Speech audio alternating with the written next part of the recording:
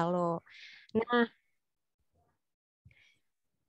pendidikan yang pernah ditempuh beliau, jadi Bapak Sarjono ini pernah menempuh pendidikan D3 di Sekolah Tinggi Akuntansi Negara di STAN dan lulus pada tahun 1995.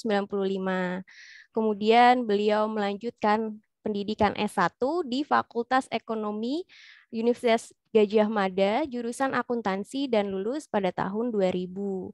Berikutnya, Bapak Sarjono melanjutkan studinya di program Magister Akuntansi Universitas Pajajaran dan mendapatkan gelar MAK pada tahun 2010. Nah, saat ini Bapak Sarjono sedang dalam proses penyusunan disertasi ya Pak ya di program Doktor Ilmu Akuntansi Universitas Pajajaran. Kami doakan semoga lancar untuk meraih gelar doktornya. Dan sebelumnya juga Bapak Sarjono ini pernah menjabat sebagai auditor terampil, auditor ahli muda, kemudian pemeriksa ahli pertama, pemeriksa ahli madya, kemudian kepala seksi dan kepala sub auditorat. Nah, beliau juga memiliki pengalaman pemeriksaan yang cukup banyak ya, tadi sempat disampaikan juga sudah pernah berkeliling sampai 34 provinsi di Indonesia seperti itu. Nah, beliau pernah melakukan pemeriksaan LKKL, LKPD, LKBUMD, kemudian pemeriksaan kinerja, pemeriksaan dengan tujuan tertentu hingga pemeriksaan investigatif.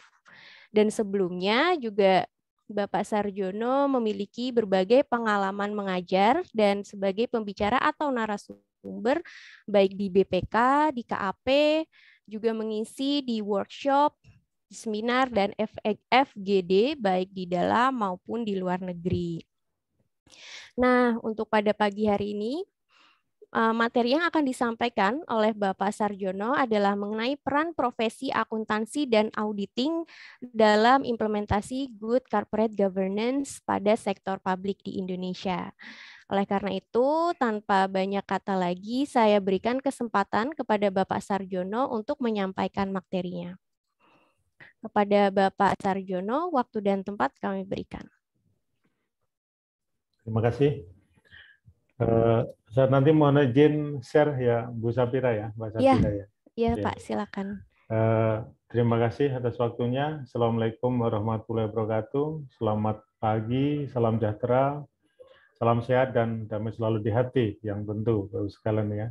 Yang kami hormati Bu Denis Priantina, Bu Doktor, Kepala Prodi Akuntansi ya, Fakultas Ekonomi dan Bisnis UNJ, Bapak Ibu dosen dan akademisi dan peserta adik-adik sekalian. Saya panggil adik-adik gitu ya, karena pasti lebih muda daripada kita gitu. Kita sudah generasi kolonial ya.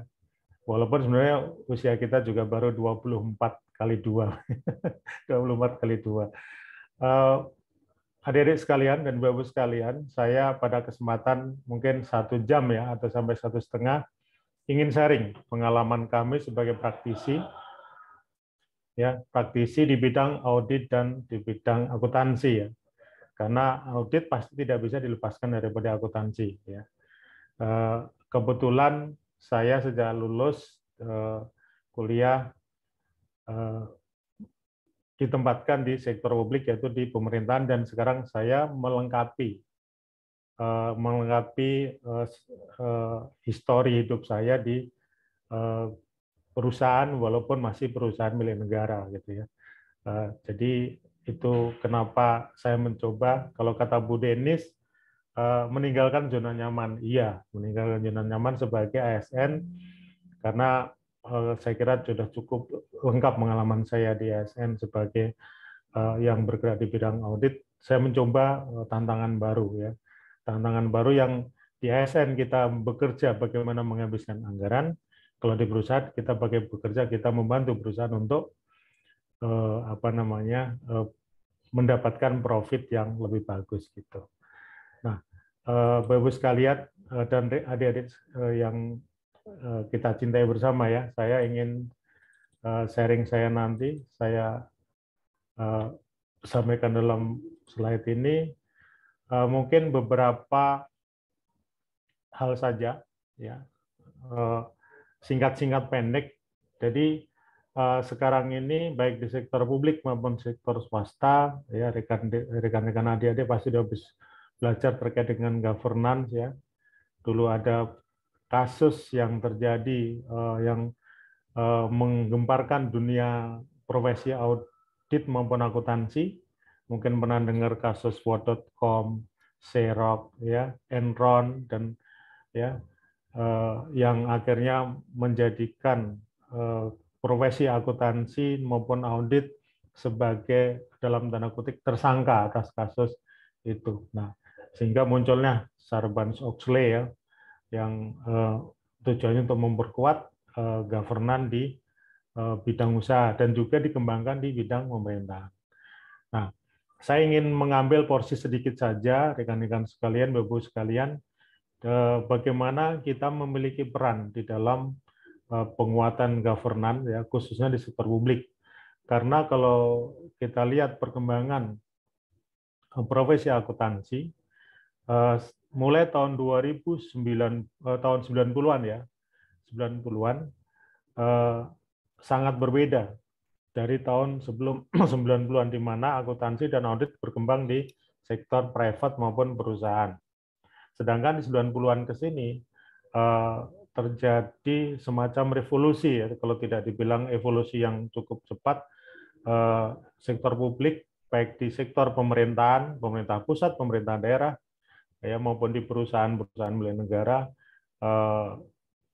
mengalami perkembangan, ya, penerapan tata kelola yang melibatkan ya, profesi akuntansi maupun audit. Itu cukup terasa sejak tahun 90-an sampai sekarang. Gitu. Oleh karena itu, kalau dulu kami masuk di sektor pemerintahan ini semacam diledek gitu. Ngapain juga lulusan akuntan bergister kok masuk di sektor pemerintahan? Karena waktu itu sektor swasta cukup menjanjikan ya. Masih mengenal yang namanya kantor akuntan publik Big Four ya, sekarang Big Five ya, sekarang tinggal Big Four karena yang satu terjerembab kasus yang apa namanya cukup besar dan cukup mendunia ya. Nah, pada saat itu kami di sektor publik itu termasuk minoritas gitu ya, akuntan-akuntan yang minoritas ya. Nah, namun belakangan ternyata dengan perkembangan akuntansi pemerintahan ya, yang cukup masif harus diterapkan mengikuti perkembangan. Nah, sekarang bergeser ya, bergeser profesi akuntansi dan audit sekarang banyak yang ingin masuk ke dalam sektor publik ya, baik di perusahaan milik negara, milik daerah maupun di lembaga-lembaga pemerintahan mulai dari pemerintah pusat, kementerian lembaga ya, baik sebagai pelaksana akuntansi maupun sebagai pelaksana di bidang auditing ya, profesinya gitu.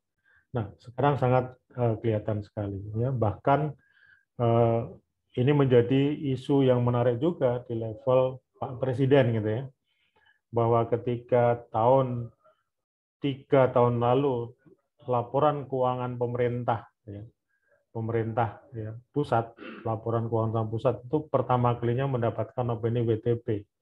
Nah, dari situ Presiden juga concern bahwa profesi di bidang akuntansi juga harus memperkuat governance di sektor publik, termasuk di pemerintahan dan di BUMN. Nah, dan sekarang juga rekan-rekan sekalian, di BUMN juga bertransformasi gitu ya. Jadi peran akuntansi maupun audit tidak sekedar membuat laporan, tidak sekedar mengaudit ya. Nanti kita jelaskan. Nah, dari situ ini ada 14 hal yang ingin saya sampaikan nanti pendek-pendek gitu ya. Dan berharap mungkin nanti masih ada waktu untuk diskusi. Saya ingin cerita pertama, pada saat saya kuliah, saya tidak mengenal namanya akuntansi pemerintahan ya, yang sekarang diterapkan secara masif di Indonesia. Karena pada saat itu ya, kalau kita tarik suatu garis sejarah, sebelum tahun 90-an, ya, pemerintahan itu belum mengenal akuntansi, belum menerapkan. Kalau perusahaan-perusahaan sudah ya. Ya, kalau BUMN kita mulai tahun 56 ketika nasionalisasi dari swasta menjadi milik pemerintah pusat, itu sudah menerapkan sudah mengenal akuntansi. Tapi di pemerintahan, baik di pemerintah pusat itu ada kementerian, ada lembaga pemerintah, lembaga non pemerintah belum mengenal. Maka waktu itu belum dikenal yang namanya neraca, laporan arus kas, laporan laba rugi. Kalau di pemerintahan itu laporan penerimaan dan penggunaan dana itu belum dikenal. Ya walaupun kita sudah belajar itu namanya akuntansi dana gitu kan. Tapi tidak diterapkan di Indonesia. Indonesia masih menerapkan single entry accounting. Jadi pencatatan untuk laporan tertentu saja yang namanya laporan perhitungan APBN maupun laporan perhitungan APBD. Sehingga waktu itu belum mengenal yang namanya standar akuntansi gitu ya. Sehingga profesi akuntansi saat itu belum masuk ya di dalam pemerintahan sebagai praktisi akuntansi. Tapi kalau sebagai auditor sudah mulai masuk. Sudah mulai masuk di awal 90-an ya. Tahun 80-an itu ada BPK, ada BPKP, ada Inspektorat Jenderal sudah mulai masuk. Nah, ini satu fase titik tahun 99 baru diperkenalkan akuntansi berpasangan ya. Walaupun belum seperti yang kita pelajari di kampus, belum seperti yang diterapkan di perusahaan. Tapi pada saat itu sudah ada kemajuan bahwa pemerintah itu sudah bisa nyusun laporan keuangan. Nah, mulai tahun inilah profesi akuntansi ya dibutuhkan oleh sektor publik khususnya di pemerintahan ya. Termasuk di perusahaan-perusahaan negara yang waktu itu jenisnya belum PT, masih ada Perum, masih ada Perjan ya. Perusahaan jawatan ya. Kalau sekarang sudah mulai jawatan nggak ada, Perum masih ada ya. Gitu. Nah, itu sudah mulai dikenalkan namanya sistem akuntansi, dikenal istilah akuntansi. Kalau sebelum 99 tidak dikenal istilah akuntansi ya. Walaupun sudah kita anggap sebagai single entry accounting, masih istilahnya pembukuan atau tata buku ya. Jadi mereka lebih mengenal namanya bookkeeping gitu ya, bukan akuntansi, bukan accounting. Nah, tahun 99 sampai 2003 pemerintah baik pusat maupun daerah ya, pemerintah daerah itu ada 3, provinsi, pemerintah kabupaten, pemerintah kota sudah dipaksa untuk menyajikan laporan keuangan dalam bentuk neraca, laporan arus kas, tapi laporan laba rugi di pemerintah tidak dikenalnya laporan perhitungan anggaran waktu itu, yang nanti menjadi laporan realisasi anggaran. Tapi pada saat itu masih berbasis kas pencatatannya gitu kan. Jadi Bapak, masih ya. Maaf memotong Bapak, ini untuk share screen-nya, untuk slide-nya, PPT-nya belum muncul di itu Pak. Oh belum, sorry. Iya Pak. Sorry Pak, di saya sudah ya. Yang muncul itu Bapak yang muncul semacam Windows Explorer-nya itu. Oh, Windows Explorer-nya, sorry. Ya, okay. Kalau yang file ini, filenya belum muncul ya? Belum Bapak. Sorry. Iya, Pak. Aduh, sorry ya. Sorry.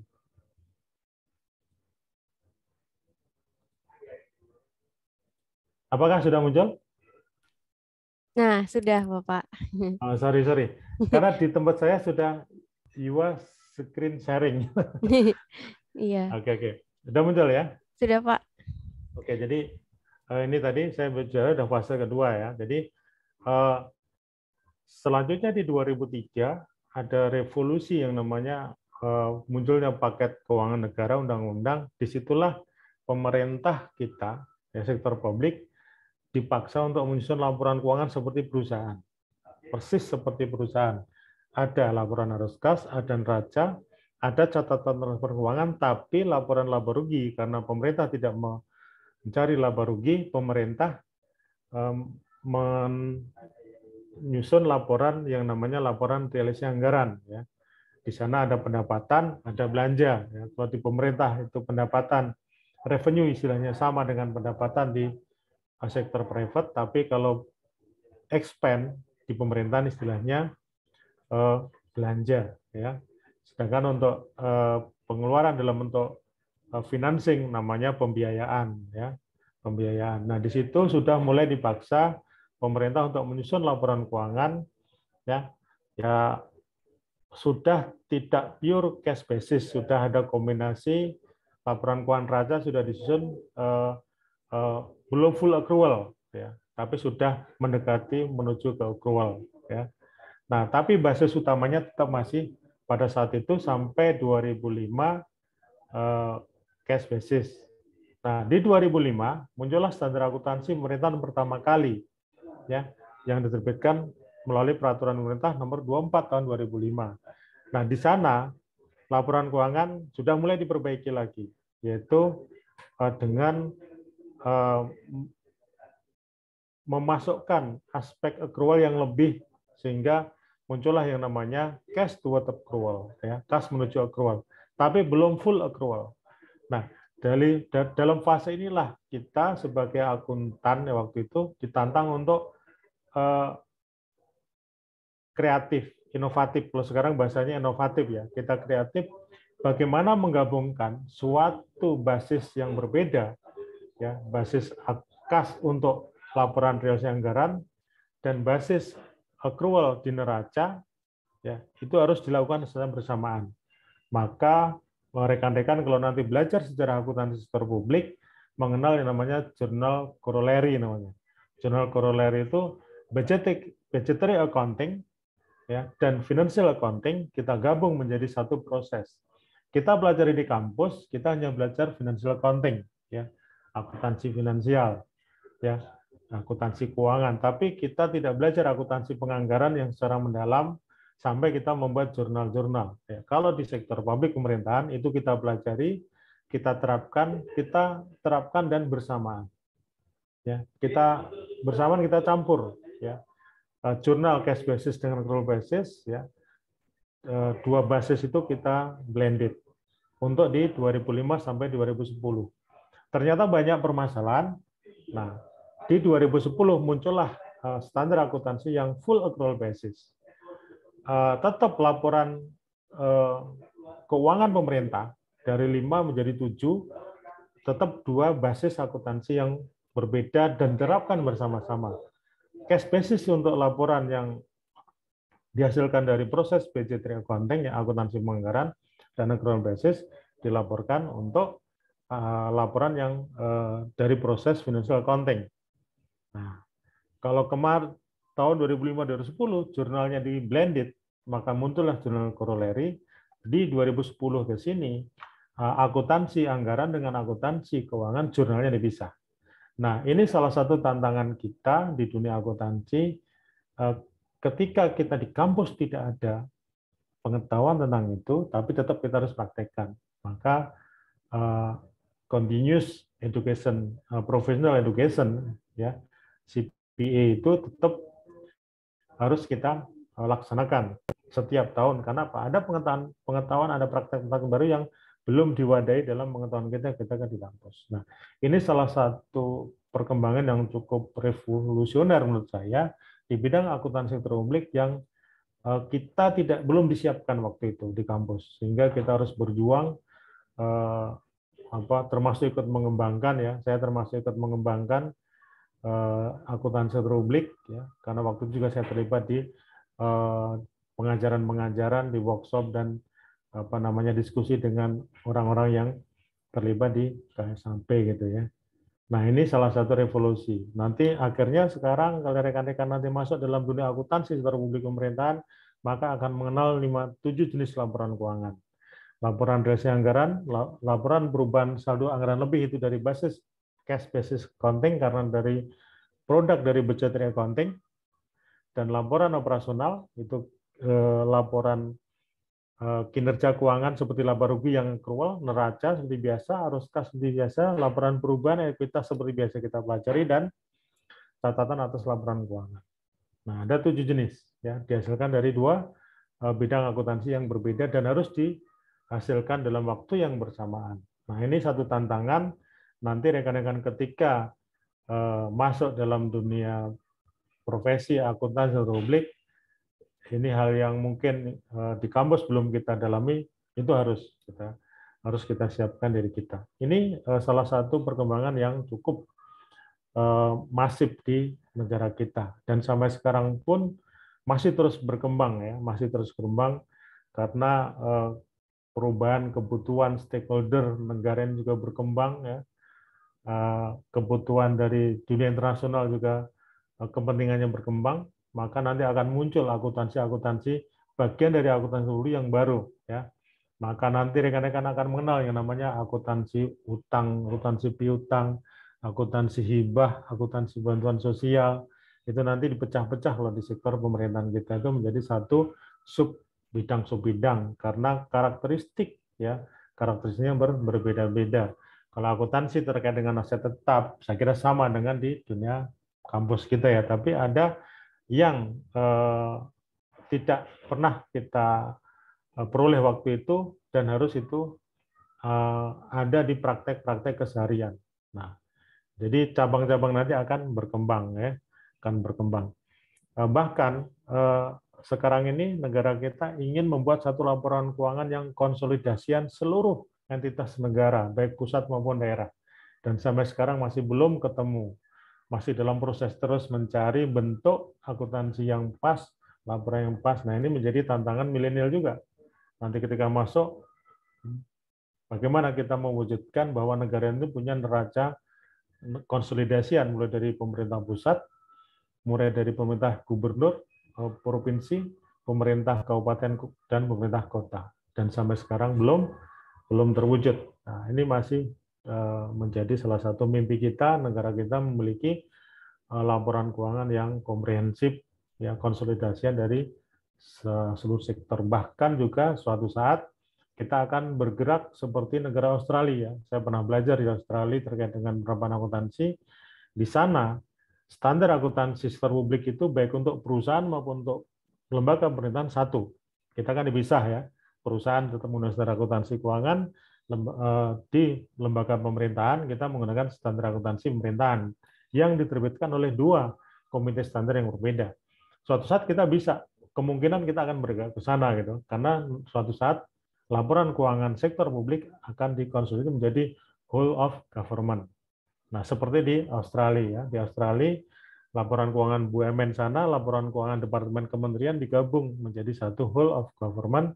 Karena kenapa bisa digabung? Karena satu standar akuntansi keuangan. Nah, kita belum. Dan itu saya yakin akan menjadi mimpi bersama oleh kita-kita yang bergerak di bidang profesi akuntansi ya. Karena akan memudahkan pengambilan keputusan semua stakeholders ya.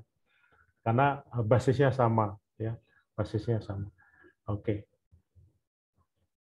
Selanjutnya ini saya ingin menunjukkan saja bahwa di pemerintahan itu ada beberapa lembaga sekaligus rekan-rekan mengenal. Ya, di pusat ada lembaga negara dan lembaga pemerintah. Ya, lembaga pemerintah itu biasanya presiden, lembaga negara di luar presiden, ya, seperti BBK, seperti Mahkamah Konstitusi, Mahkamah Agung. Ada badan layanan umum. Ya, badan layanan umum itu seperti perusahaan tapi tidak mencari untung tujuannya, tapi dia beroperasi seperti perusahaan. Dia mengutamakan pelayanan seperti rumah sakit ya. Rekan-rekan kalau yang dari Jakarta ada rumah sakit Cipto, kalau dari Surabaya ada rumah sakit terus Dr. Sutomo, di Jogja ada rumah sakit Sarjito, itu adalah badan layanan umum di bawah Kementerian Kesehatan. Dia berusaha beroperasi seperti perusahaan, tapi dia tidak mencari untung. Ya. Utamanya pelayanan. Ya. Nah, bidang akuntansi auditing dibutuhkan juga. Badan hukum lainnya, ya, misalnya ada PTN yang dia bukan BLO, ya, BHMN, BHP, Badan Hukum Pendidikan, itu juga membutuhkan akuntansi. Ada PTN kita di bawah Kemenak dan Kemendikbudristek juga membutuhkan akuntansi. Nah, ada juga BUMN di pemerintahan, ya, area pekerjaan bidang akuntansi dan auditing cukup besar juga. Ya, ada pemerintahan kabupaten, provinsi, ada badan layanan umum daerah di rumah sakit daerah, ada BUMD, ada PDAM, ada bank, ya, pemerintahan daerah. Saya ingin menunjukkan pangsa pasar cukup besar.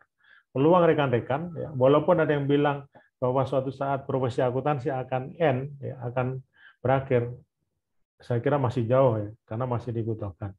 Kalau hard skill-nya itu bisa diganti robot, bisa diganti artificial intelligence, ya, tapi ada satu pekerjaan di dunia akuntansi dan auditing yang tidak bisa diganti oleh siapapun dan harus dilakukan oleh manusia. Nah, ini contohnya. Di lembaga pemerintahan ada 184 lembaga. Bisa rekan bayangkan ada satu unit ya namanya biro keuangan atau badan keuangan, di situ ada akuntansinya, ada inspektoratnya, ada auditor internalnya. Di situ juga butuh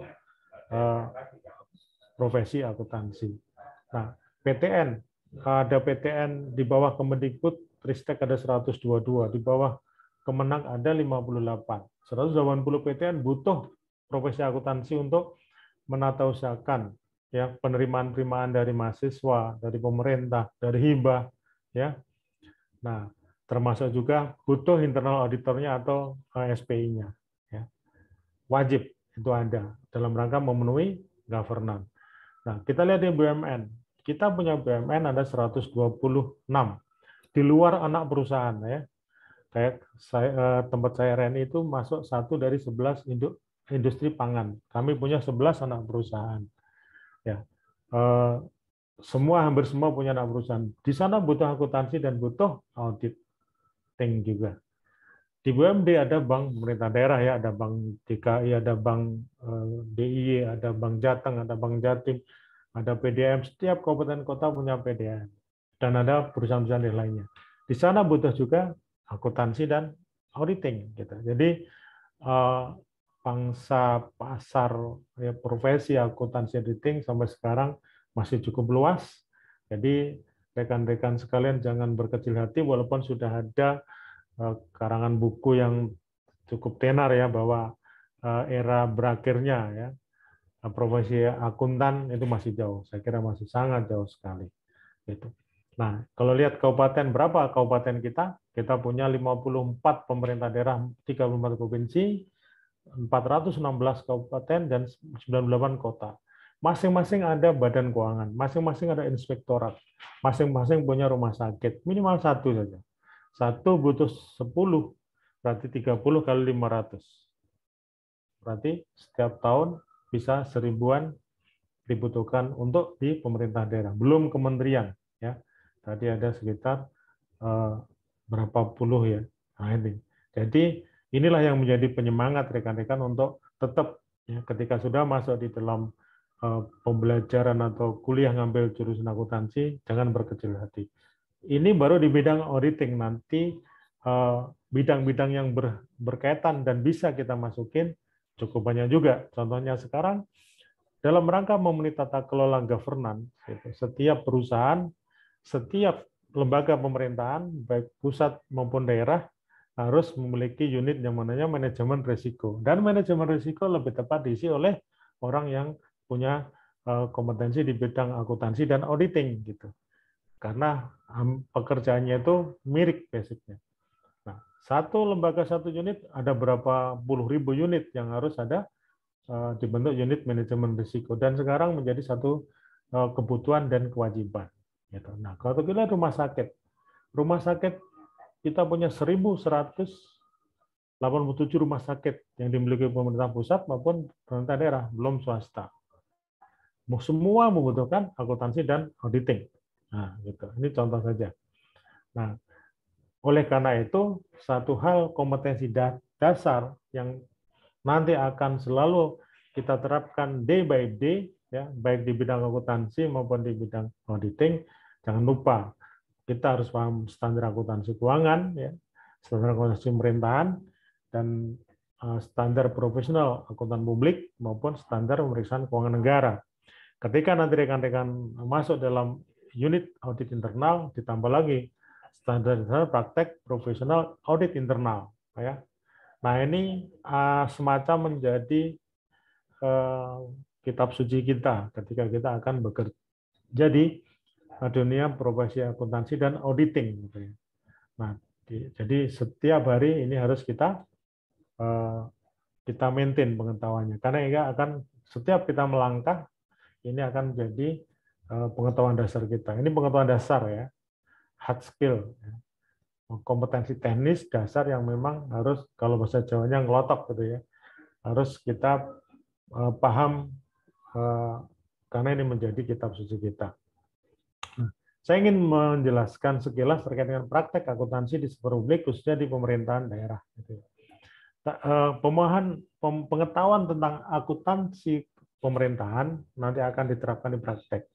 Nah, oleh karena itu, ketika nanti rekan-rekan salah satu sasaran market ingin bekerja di sektor pemerintahan, sejak dini siapkan pengetahuan rekan-rekan terkait dengan akuntansi di sektor publik, khususnya di pemerintahan. Karena banyak perbedaan yang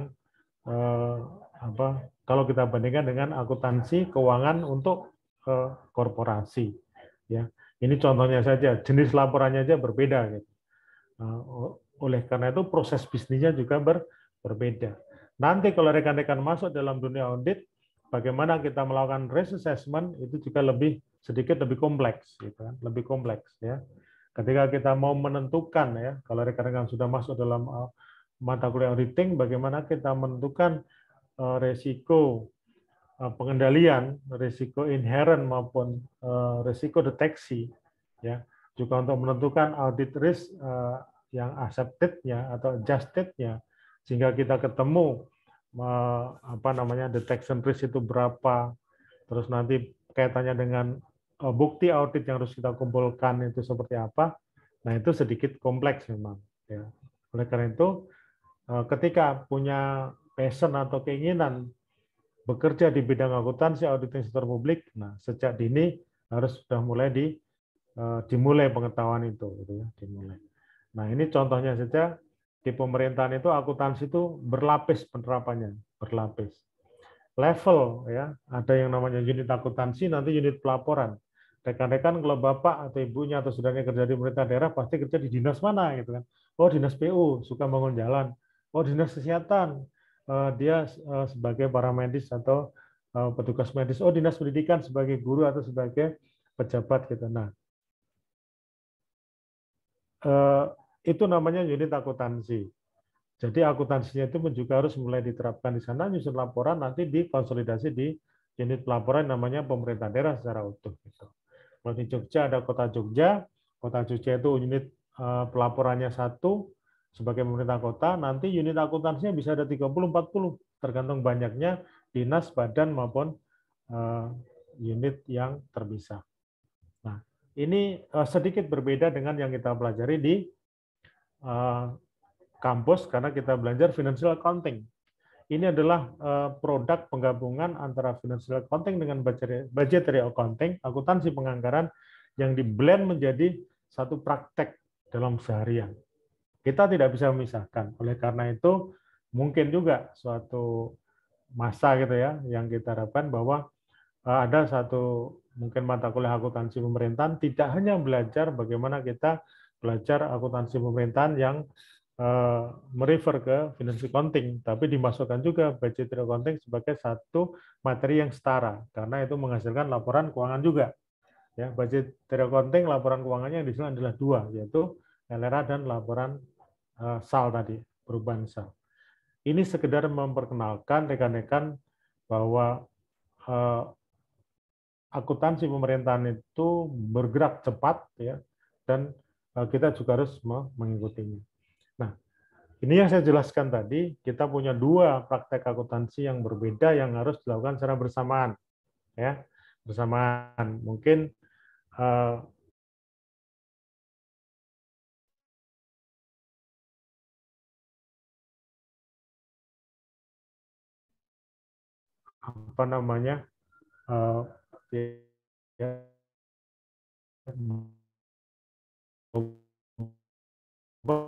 akuntansi penganggaran ini, faktanya sekarang kalau di praktek proses penganggaran itu mengambil porsi yang paling besar. Akuntansi penganggaran itu mengambil porsi paling besar sebagai produk yang akan digunakan dalam pengambilan keputusan akuntansi. Baru nanti akuntansi keuangan, financial accounting baru berjalan setelah proses akuntansi penganggaran itu selesai gitu ya. Jadi berurutan gitu, selesai. Nah, dalam pelaksanaannya akuntansi penganggaran itu juga akan mewarnai. Nah, ini dalam praktek akuntansi publik ini yang membedakan ya. Kalau kami di perusahaan sekarang proses penganggaran itu tidak seribet ketika kita menerapkan akuntansi keuangan, tapi di sektor publik berbeda gitu. Karena ini melibatkan stakeholder yang cukup banyak ya. Maka ketika rekan-rekan belajar akuntansi keperilakuan itu penting karena juga nanti akan diterapkan di akuntansi penganggaran. Makanya rekan-rekan kalau lihat penelitian-penelitian sekarang ada budgetary slack gitu kan yang sudah masuk dalam akuntansi. Nah, itu sebenarnya sudah dimulai kita memahami di apa pentingnya akuntansi penganggaran. Nah, tinggal kita tambah mungkin suatu saat Bu Denis dan jajarannya kira-kira melihat ke depan peluang pekerjaan di pemerintahan itu cukup besar, maka mahasiswa ditambah lagi satu mata kuliah akuntansi penganggaran yang bobotnya sama dengan akuntansi keuangan. Karena kalau saya melihat prakteknya lebih besar akuntansi penganggaran daripada akuntansi keuangannya di sektor publik. Nah, saya ingin mulai jenis audit yang akan menjadi pekerjaan kita ketika kalau tadi akuntansi, sekarang audit. Ya, di sektor publik, audit itu ada istilah pemeriksaan sama gitu ya. Undang-undang kita undang-undang tentang pemeriksaan keuangan negara. Nah, selama kita belajar waktu saya belajar di kampus dulu ya, baik D3 maupun S1 maupun S2, audit yang kita pelajari itu financial statement, ya, audit of financial statement atau general audit. Nah, dalam praktek sekarang, baik di korporasi ya maupun di pemerintahan gitu ya. Nah, sekarang mulai bergeser, ya, mulai bergeser. Audit general audit itu basic saja gitu, jadi default. Ya, kita yang belajar berdarah-darah ini default saja, ya sebagai default gitu ya. Nah, sekarang ini sudah mulai bergeser, berkembang audit kinerja, performance audit ya, untuk menilai ekonomis, efisiensi, efektivitas. Dan sekarang juga sudah mulai diterapkan di perusahaan. Nah, nanti bagaimana kita berperan nanti ketika kita jadi internal auditor di suatu perusahaan, nah di mana kita melakukan audit kinerja. Audit kepatuhan atau dengan tujuan tertentu ya, ada kepatuhan investigatif sekarang juga sudah mulai berkembang ya. Berkembang. Ketika di general audit ya ditemukan anomali angka laporan keuangan, nanti follow up-nya kalau nggak audit kinerja juga audit kepatuhan gitu. Bahkan investigatif ketika ada fraud gitu kan. Ada fraud gitu. Ini yang pengembangan yang cukup masif di belakangan sekarang ini. Ya kalau dulu kita menghasilkan produk opini itu sudah sangat hebat sekali gitu ya. Opini WTP gitu ya, perusahaan WTP. Tapi kenapa WTP tahun berikutnya perusahaannya kolaps gitu kan. Nah, sekarang opini WTP tapi di dalam laporan keuangan ada anomali. Nah, sekarang harus di follow up apakah dengan kepatuhan ketika ada fraud ataukah karena ada proses bisnis yang tidak berjalan sesuai dengan yang seharusnya ya di industri itu gitu, maka perlu dilakukan audit kinerja. Nah, audit kinerja dan audit kepatuhan atau investigatif, pengalaman saya kuliah dulu porsinya sangat sedikit pada kita belajar di auditing. Tapi prakteknya di dunia nyata itu yang lebih besar gitu. Karena general audit kalau perusahaan ya diambil oleh kantor akuntan publik saja. Tapi ketika kita masuk dalam satu bagian dari perusahaan atau lembaga, kita biasanya fokusnya di audit kinerja dan kepatuhan. Nah, celakanya pengetahuan dari kampus kita cukup terbatas sehingga kita harus punya effort yang tinggi untuk mengembangkan secara sendiri gitu ya. Nah, rekan-rekan nanti akan mengenal ya baik di perusahaan milik negara, milik daerah maupun pemerintahan ketika menjadi bagian dari profesi audit ya akan mengenal 3 jenis auditing. Yang dihasilkan juga berbeda. Ada temuan dan ada rekomendasi. Temuannya kelompok pengendali intern dan kepatuhan. Kinerja ada temuan terkait dengan kinerja dan rekomendasi. Nah, jadi kalau audit laporan keuangan kita cukup apa opininya, tapi di dalam sektor publik kita tambah. Ketika ada masalah, apa yang bisa kita rekomendasikan?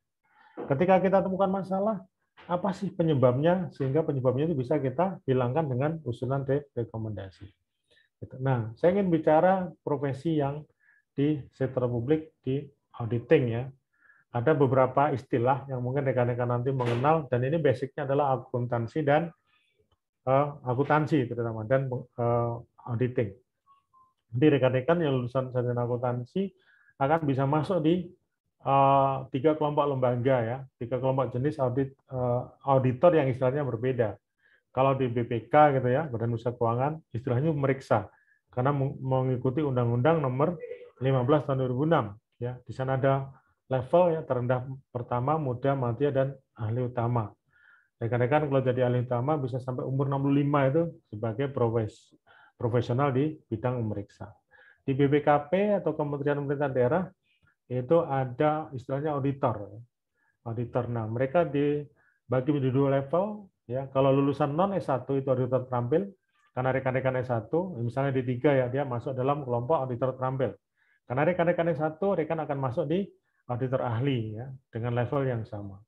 Ada satu profesi baru ya di pemeriksaan di lingkungan pemerintahan daerah yang namanya pengawas, tapi sebenarnya basic pengetahuannya, basic keilmuannya sama, yaitu akuntansi dan auditing. Istilahnya pengawas P2UPD namanya. Nah, di sana juga di level menjadi pertama madya, muda, madya, dan utama juga. Nah, ini satu profesi yang ada di lingkungan pemerintahan dan setiap tahun kementerian lembaga pemerintah daerah itu meng-hire lulusan-lulusan akuntan ya. Walaupun juga beberapa mungkin dikombinasi dengan lulusan bidang TI atau bidang ilmu yang terkait dengan pekerjaan spesifik tertentu gitu ya. Misalnya dulu di tempat saya, karena kita mengaudit juga di bidang pertanian, maka ngambil lulusan dari sarjana pertanian. Mengaudit tata kelola kehutanan, mengambil dari sarjana kehutanan gitu. Mengaudit, kita pernah mengaudit bagaimana negara mengelola ikan-ikan di laut, kita butuh sarjana ke kelautan gitu. Nah, ini satu profesi yang saya kira ke depan ini tetap akan menjadi captive market rekan-rekan ya di bidang akuntansi. Selain tadi dia ya bergerak di bidang akuntansi itu sendiri ya, ini sebagai auditor. Nah, tuntutan zaman rekan-rekan, kita tidak bisa berhenti gelar akademik ya, sarjana ekonomi, sarjana akuntansi, tapi ketika kita masuk profesi itu tidak cukup, karena itu hanya basic knowledge saja. Maka kita dituntut memiliki salah satu designation namanya. Designation itu kalau kita bilang namanya gelar profesi. Nah, tergantung kita mau fokus di mana gitu. Kalau rekan-rekan mau fokus di general audit, cukuplah punya CA, punya AK, dan CPA misalnya.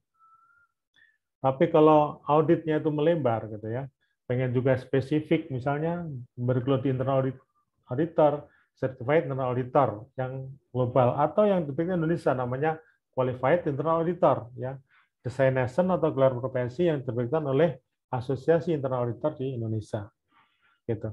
Atau spesifik lagi sektor publik ya, ada certified government auditing profesional, ini global, atau yang dikeluarkan oleh Ikatan Pemeriksa Keuangan Negara ya, itu namanya Certified Finance State Auditor ya. Nah, ini spesifik sebagai auditor di lembaga pemerintahan misalnya. Atau juga ingin mengembangkan spesifik lagi, misalnya di bidang fraud. Nah, karena pengen membantu aparat penegak hukum misalnya dalam menggali informasi predikasi suatu fraud itu ada atau tidak ada, berapa kerugian negaranya, maka perlu yang namanya Certified Fraud Examiner yang diterbitkan oleh asosiasi global. Ya, atau yang di Indonesia, Certified Fraud Auditor. Nah, atau juga rekan-rekan nanti ketika lulus pengen fokus di bidang audit IT atau IS, maka bisa mengambil designation CISA, Certified Information System Auditor. Nah, ini tuntutan sekarang menjadi satu kewajiban rekan-rekan untuk memiliki designation ya, satu gelar profesi ya, karena ini akan menjadi tolak ukur bahwa kita masuk di bidang profesi. Kalau kita punya gelar akademik itu sebagai basic saja, belum dianggap sebagai bagian dari kelompok profesi yang kita benar-benar terjun di profesi itu gitu ya, minimal satu ya, satu, bisa lokal, bisa saya pernah punya Australian CPA, cuman karena bayarnya mahal gitu ya, saya kembalikan designation itu gitu. Nah, atau yang ASEAN ya, apapun lah ya, whatever. Tapi ketika rekan Anda akan masuk dalam dunia profesi itu sebaiknya ngambil minimal satu, gitu ya, minimal satu. Ini akan menjadikan modal kita untuk berkompetisi di dunia profesi akuntansi maupun auditing. Nah, saya lebih spesifik tadi kalau kita bicara fraud, bagaimana sebenarnya posisi auditor ya, rekan-rekan nanti lulus dari kampus masuk dunia kerja ya baik di kantor akuntan publik, baik di mungkin BPK, BPKK, pemerintahan gitu. Nah, dalam rangka tata kelola ya governance, good governance di sektor publik, salah satu peran kita adalah kita membantu dalam pemberantasan korupsi atau dalam bahasa umumnya adalah fraud. Nah, auditor punya peran cukup signifikan di sini ya. Cukup signifikan karena pemberantasan atau penanggulangan fraud itu ada 3 model, preventif, detektif, dan represif. Kita mau peran di mana nih? Di preventif cukup luas ya, cukup luas.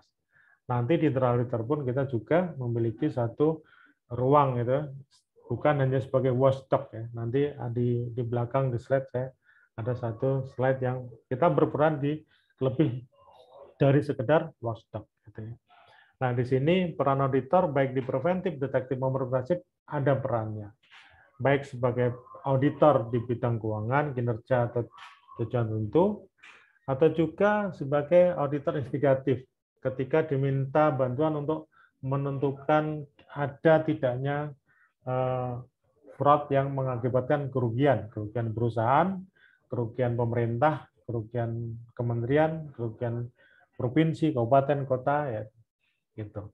Nah, di sana kita bisa berperan.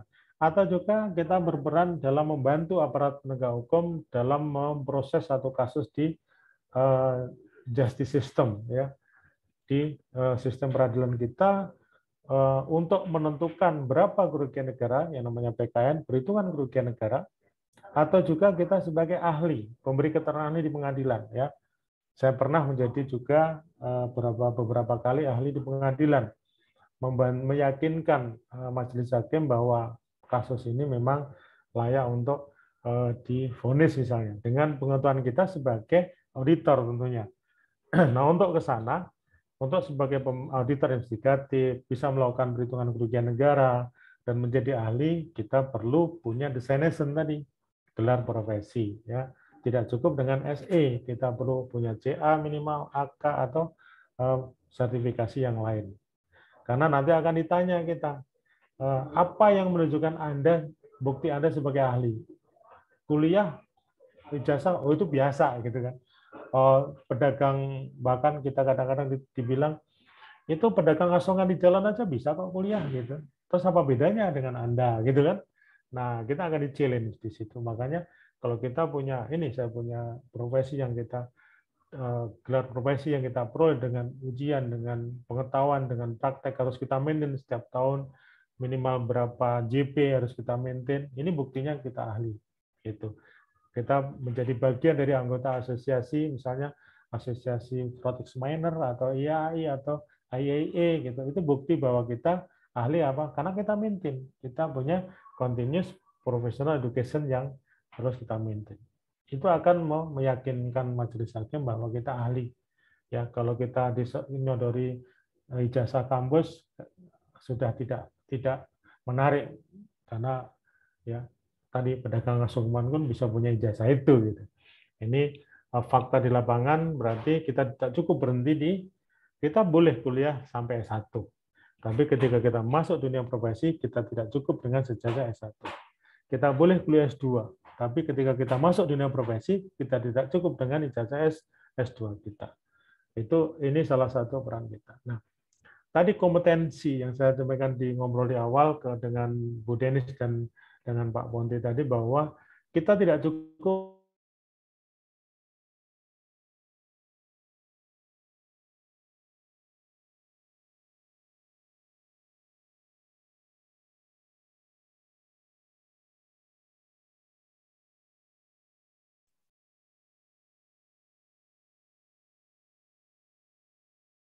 gangguan sinyal mungkin, Mbak. Ya, kemungkinan ada gangguan sinyal dari Bapak Sarjono. Mungkin kita tunggu sebentar.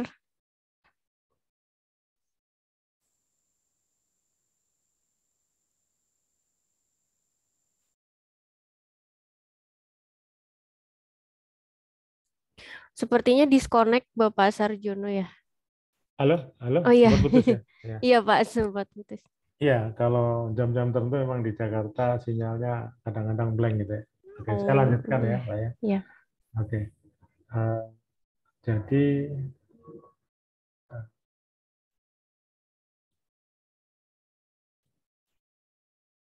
sudah bisa dilihat lagi? Sudah Pak, sudah aman. Iya. Oke, terima kasih. Jadi gini, saya ingin menambahkan satu hal yang perlu dipersiapkan rekan-rekan ketika mau masuk di dunia pekerjaan, ya, dunia pekerjaan. Kecuali mungkin akan menjadi individu yang free, ya, sebagai apa namanya peneliti, ya. Mungkin tetap juga sebagai peneliti ada beberapa soft skill atau kompetensi perilaku yang harus kita maintain dan harus kita perkuat, ya.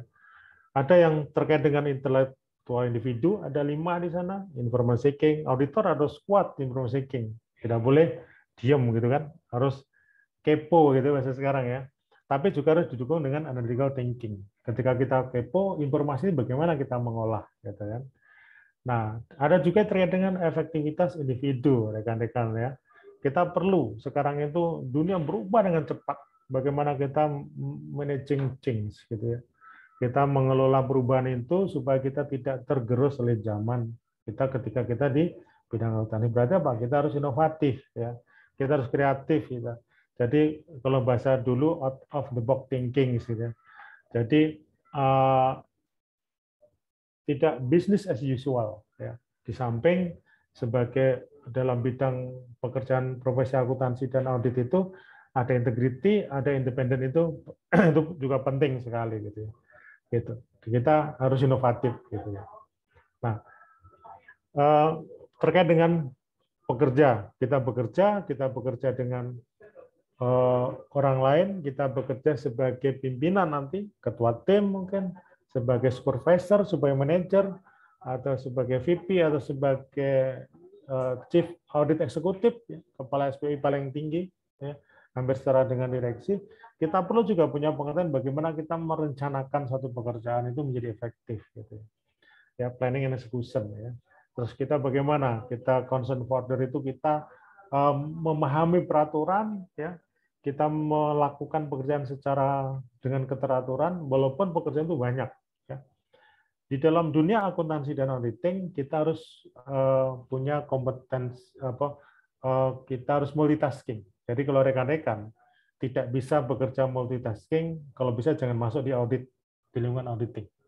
Kenapa multitasking? Karena dalam satu waktu kadang-kadang kita harus menghandle 2, 3, 4 pekerjaan dalam satu waktu. Ibarat kalau kita komputer, ada 4 folder yang harus kita pikirkan bersama. Kalau kita tidak bisa multitasking, agak berat kalau kita jadi auditor gitu kan.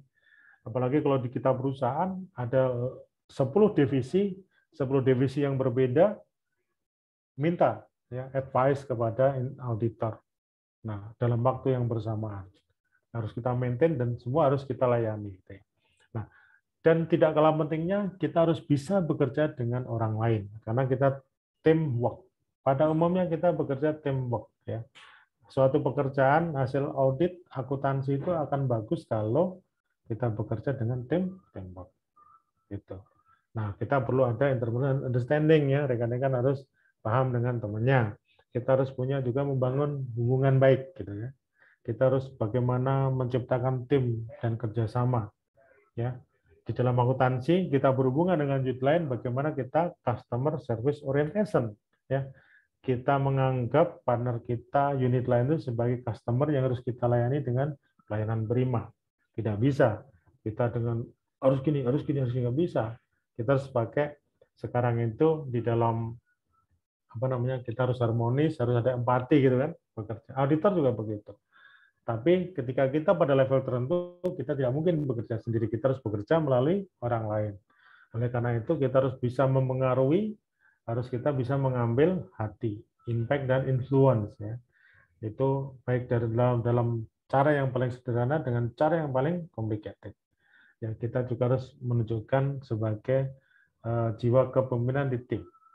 Ini saya tidak pernah mendapatkan di kampus, tapi dalam dunia pekerjaan, ini menjadi salah satu faktor keberhasilan pekerjaan kita di profesi audit maupun di profesi akuntansi. Ya, jadi saya kira rekan-rekan mulai ketika nanti akan bekerja di dalam profesi ini mulai untuk memperkuat.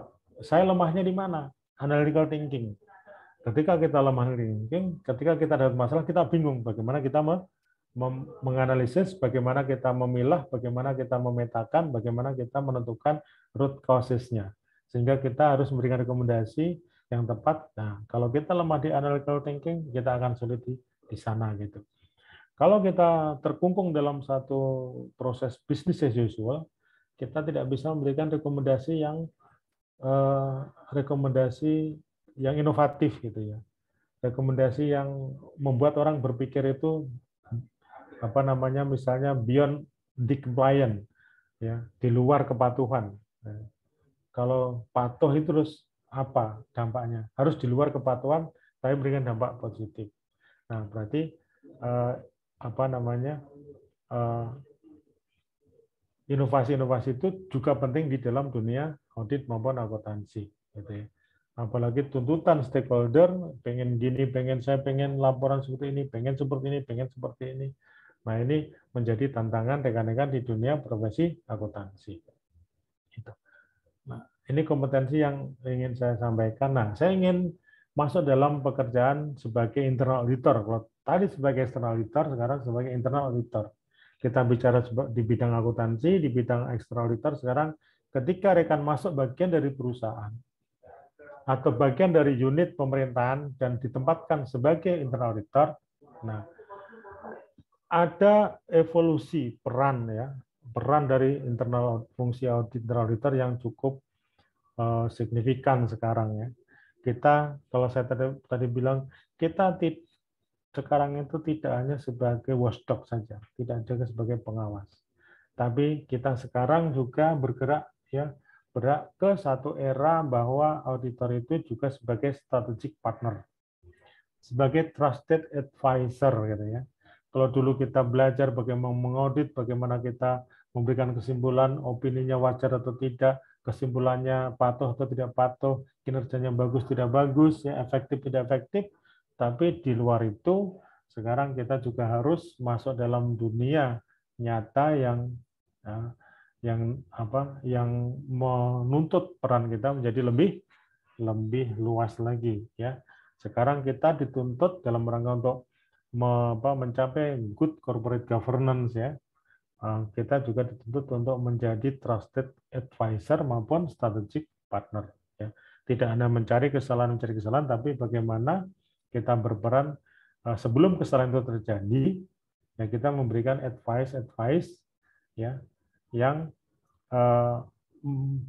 mampu merubah satu kebiasaan yang tidak efisien, kebiasaan yang merugikan menjadi kebiasaan yang efisien dan meningkatkan performa perusahaan. Tentunya dari performa yang diukur dari laba kalau perusahaan itu. Nah, jadi kalau kita tarik ya, kita dari selama ini sebagai watchdog ya, kita menjadi trusted advisor. Nah, trusted advisor kita juga, kalau dulu kita hanya memberikan rekomendasi atas masalah-masalah yang sudah terjadi, berarti kita juga harus memberikan satu masukan yang strategik di satu perusahaan. Ya. Maka di bidang internal audit sendiri pekerjaannya tidak hanya kita mengaudit. Ya, kita ada pekerjaan-pekerjaan yang saya lompati ya. Nah,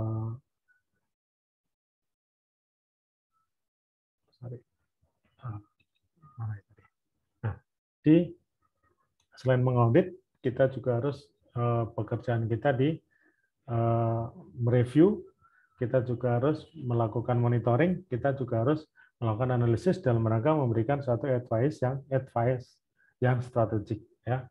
Nah, ini kompetensi tambahan kalau kita di perusahaan kita tambah ada lagi ya. Kalau tadi sektor publik di pemerintahan itu sudah cukup banyak ya, ada 5 kelompok. Kalau kita kompetensi manajerial atau perilakunya kita tambah lagi. Ya. Sekarang salah satu tuntutan kita di Indonesia rekan-rekan ya, kita ada berapa ratus etnis ya dengan berbagai kebiasaan, maka salah satu kompetensi manajerial atau soft skill kita yang perlu kita tambahkan di Indonesia adalah yang namanya managing diversity. Kita harus bisa mengelola bawaan kita yang berasal dari Aceh sampai Papua. Ya, dengan berbagai macam etnis, kebiasaan, berbeda ras. Nah, itu harus muncul kompetensi. Kalau karena kita menganut paham kebinekaan, ya, mungkin beda dengan negara lain, satu etnis saja, semit saja misalnya. Kalau di Kamboja Khmer saja misalnya. Kalau kita kan tidak. Kita dalam satu unit, peluang probabilitas kita punya anak buah dari Aceh sampai Papua itu ada. Maka salah satu kompetensi perilaku atau soft skill yang harus kita miliki bagaimana kita bisa mengelola keberagaman. Ya. Yang lainnya sama. Ya. Pemahaman terkait dengan proses bisnis itu hard skill. Oke. Nah, ini tadi peran kita tadi dalam konteks kita bagian dari pengawasan, bagian dari kita untuk melakukan bagaimana kita menurunkan atau menghilangkan fraud di sektor publik, banyak, dan semua ini adalah melibatkan auditor maupun akuntansi. Ya. Nah, di BUMN, rekan-rekan sekalian, ya, di BUMN, ya, karena kita juga di samping mencari laba, kita juga punya tugas untuk NKRI, maka peran internal auditor itu cukup strategis juga.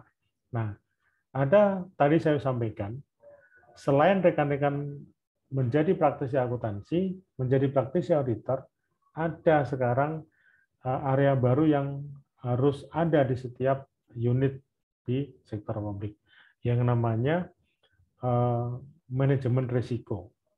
Nah, kalau dulu manajemen risiko itu tidak dalam bentuk unit tersendiri. Ini menjadi tantangan baru juga rekan-rekan di bidang kuliah di bidang akuntansi maupun mendalami auditing, bisa juga masuk di bagian risk management. Dan sekarang harus unit yang terpisah. Gitu ya. Kenapa? Karena sekarang di sektor publik, baik pemerintahan maupun perusahaan, harus menerapkan yang namanya three line of defense. Ya. 3 lini pertahanan suatu entitas supaya bisa mencapai yang namanya good corporate governance. Gitu. Nah, apa yang dimaksud 3 lini pertahanan itu? Bahwa setiap lini itu harus care terhadap kompetensinya, care terhadap kewenangannya, sehingga dia mampu untuk mencapai efektivitas, mencapai kepatuhan, ya, kepatuhan dan efektivitas sesuatu yang tidak bisa dipisahkan di dalam perusahaan, karena nanti akan mencapai satu keuntungan yang maksimal dan bisa memberikan kontribusi kepada negara. Apa ukurannya? Kalau di swasta mungkin tidak begitu banyak, tapi kalau di perusahaan negara, selain memperoleh return on equity, gitu ya, juga EBITDA, marginnya juga harus ada kontribusi lain yang maksimal. Misalnya dividen, pajak-pajak, PNBP, penerimaan negara bukan pajak, ke daerah ada retribusi daerah, gitu ya, dan juga ke masyarakat dalam bentuk corporate social responsibility. Ya. Kalau sekarang istilah Indonesianya TCSL, tanggung jawab sosial dan lingkungan. Karena sekarang corporate social responsibility tidak hanya ke perorangan, tapi juga harus ikut memperbaiki lingkungan. Nah, kita sebagai bagian dari internal auditor suatu perusahaan, kita masuk di lini ketiga. Ya, di lini ketiga. Oleh karena itu, posisi kita tidak sebagai watchdog saja. Kita sebagai trusted advisor dan strategic partner. Nah, ketika rekan-rekan sebagai pelaksana akuntansi, rekan-rekan akan berposisi di lini pertama, ya, di lini pertama. Ketika rekan-rekan akan pengen berperan di menjadi bagian dari risk management yang day by day mengontrol atau mengawasi risiko-risiko yang mungkin terjadi di lini pertama, maka rekan akan masuk di risk management function, yaitu di lini kedua. Nah, lini kedua, karena itu day by day melakukan namanya continuous monitoring. Nah, internal auditor dia punya tugas cukup berat memastikan apa yang dilakukan lini pertama dan lini kedua itu on the track, ya, baik dari tata kelola kinerja, efisien, efektif, ya, baik juga di tata kelola kepatuhannya, compliance-nya, ya. Nah, ini tugas berat rekan-rekan, ya, ketika menjadi bagian dari internal audit function. Tapi tadi pangsa pekerjaannya di tiga-tiganya itu bisa masuk. Itulah satu keuntungan ketika rekan-rekan kuliah di dunia di bidang akuntansi, ya, karena bisa masuk di first line, second line maupun third line, gitu ya. Tentunya dengan peran yang berbeda-beda. Nah, salah satu ini sudah saya jelaskan ya. Jadi saya ingin lompat. Nah, salah satu yang harus kita kembangkan rekan-rekan ya di dunia auditing ya. Ketika kita kuliah, ketika kita belajar auditing, kita fokusnya di general auditing ya. Audit of financial statement. Nah, sekarang dalam dunia praktek itu menjadi basic ya, menjadi basic, default-nya saja. Tapi untuk mencapai tata kelola atau yang maksimal, yang optimal, yang baik, ya good corporate governance, tidak cukup kita dengan berhenti kepada pengetahuan praktek general audit. Ya, kalau di perusahaan kita FIRA namanya, Financial Related Audit. Jadi bagian misalnya kita audit. Oh, bagaimana angka piutang, bagaimana angka utang, bagaimana cara mengakuntansi, mencatat, dan cara melaporkannya, bagaimana aplikasinya. Tidak cukup berhenti di situ. Tapi ketika kita menemukan satu angka anomali yang dihasilkan dari yang analytical review, prosedur analitis seperti yang kita pelajari di kampus dengan rasio-rasio, dengan hubungan antara angka-angka. Ketika kita mau anomali harus kita dalami. Salah satunya adalah dengan audit kinerja. Ya. Kenapa piutangnya kok mentambah terus? Piutang tambah kalau sudah dilakukan misalnya pencadangan piutang berdasarkan aging schedule selesai di general audit. Tapi bukan itu yang diharapkan oleh perusahaan. Piutang tambah, terus ngapain dengan piutang tambah? Bagaimana dengan net operational cash flow-nya? Piutang tambah tapi nggak ada cash flow, ya buat apa? Buat perusahaan kan gitu kan? Maka ketika piutang tambah terus harus kita dalami. Sebenarnya ini menambah kinerja perusahaan atau tidak? Gitu. Maka kita perlu mendalami pengetahuan yang namanya performance auditing. Gitu. Piutang nggak tambah, tapi kok uang masuk sedikit. Nah, piutang tertagih, berarti bagus dong turnover-nya kan gitu. Tapi kenapa uang masuk tidak berkorelasi positif? Berarti kita perlu masuk yang namanya compliance audit gitu ya. Kita ingin mendalami apakah di dalam pengelolaan piutang itu ada fraud atau tidak. Jangan-jangan uang hasil tagihannya itu ditilep oleh debt collector atau bagian penagihan. Berarti itu kita tidak bisa kita dekati dengan performance audit, harus compliance audit, bahkan harus investigative audit. Nah, itu yang harus kita perdalam di dunia praktisi gitu ya. General audit sebagai default, pengembangnya performance maupun compliance audit, bahkan investigative audit. Dan itu sebagai internal auditor juga harus dimiliki. Karena harus memberikan rekomendasi perbaikan maupun punishment gitu. Dan ini porsi di kuliah sepertinya masih cukup sedikit gitu ya. Karena mungkin waktu ya. Suatu saat perlu juga ada satu mata kuliah auditing dipecah juga gitu. Audit general audit, performance audit, compliance audit atau investigatif menjadi satu mata kuliah tersendiri. Ini kalau seperti itu rekan-rekan akan lebih siap nanti masuk dalam dunia kerja. Saya masih punya waktu 4 menit ya, Bu Safira ya. Itu. Nah, ini nah, ketika kita masuk dalam performance audit, disitulah kita diuji untuk menjadi yang namanya tadi strategic partner maupun trusted advisor. Kenapa? Karena di situ kita diminta ya satu rekomendasi yang strategik supaya ke depan perusahaan itu menjadi lebih efisien dan efektif. Ya. EBITDA-nya naik, ROE-nya membaik, gitu. Kontribusi kepada negara juga meningkat ya dengan bisnis yang dijalani. Tidak sekedar rekomendasi ini dihukum, ini dirubah, ini diganti, tidak. Tapi harus betul-betul strategik ya. Oleh karena itu ketika kita masuk dalam audit kinerja, kita juga harus berpikir melakukan analisa jangka pendek dan jangka panjang, jangka menengah 5 tahun, setahun, 2 tahun, 3 tahun. Kalau kita berikan rekomendasi seperti itu, apa sih dampak jangka pendek dan jangka menengah dan jangka panjang bagi perusahaan? Nah, itu perlu pengetahuan tersendiri gitu untuk bisa memberikan satu advice yang strategik. Gitu. Nah, ini tantangan kita rekan-rekan sekalian di dalam bidang audit maupun akuntansi ya. Yang sekarang ini disitulah yang lebih dibutuhkan. Karena apa? Opini itu basic saja, itu cukup kantor akuntan publik.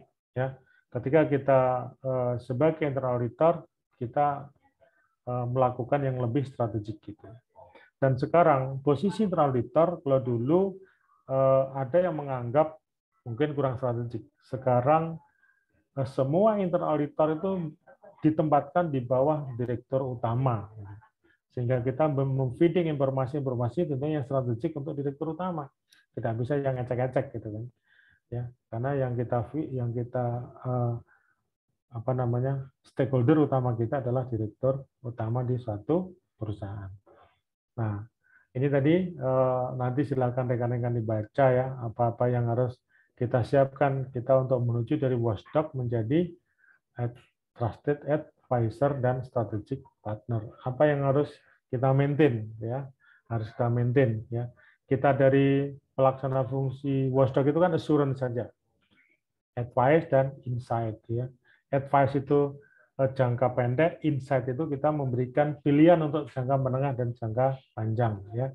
Ketika satu unit ini kok rugi terus, jangan-jangan bisnisnya tidak tepat gitu.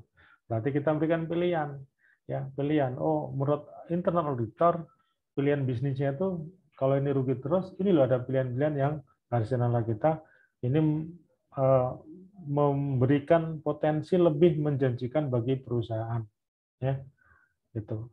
Kalau kita memberikan rekomendasi tutup unit bisnis ini, tapi kita juga memberikan rekomendasi unit bisnis yang lebih visible apa, yang lebih profitable apa.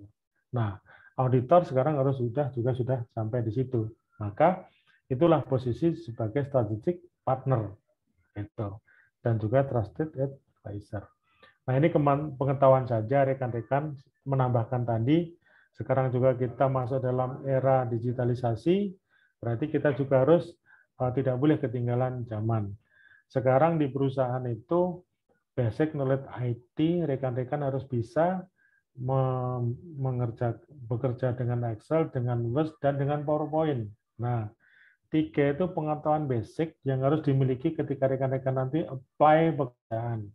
Ya, karena nanti kita harus bisa presentasi, kita harus bisa mengkomunikasikan ya ide-ide kita, mengkomunikasikan hasil kita menjadi lebih menarik dan meyakinkan. Berarti kita harus punya kompetensi tadi presentasi. Rekan-rekan harus bisa membuat bahan presentasi yang bagus. Itu basic pengetahuan itu. Di samping pengetahuan terkait dengan database management system dan sebagainya. Ya, itu akan lebih bagus karena kita nanti bekerja akan di dunia itu juga. Nah, ini hanya tambahan saja, saya kira melengkapi ya. Jadi sekarang ada yang namanya agile gitu ya. Sekarang sudah muncul lagi agile audit ya. Jadi yang responsif ya, kita yang cekatan gitu ya, tidak, kalau bahasa Jawa tidak kelemar-kelemar. Audit harus selesai dalam waktu 1 minggu, laporan minggu kedua harus selesai. Nah, kita harus agile sekarang. Otomatis harus menyiapkan tadi critical thinking itu menjadi penting. Komunikasi menjadi sangat penting. Kita mempersuasi ya. Ingat rekan-rekan, menjadi auditor adalah itu voluntary, pekerjaan yang berhubungan orang secara sukarela. Beda dengan penyidik, beda dengan aparat penegak hukum, kita bisa memaksa orang.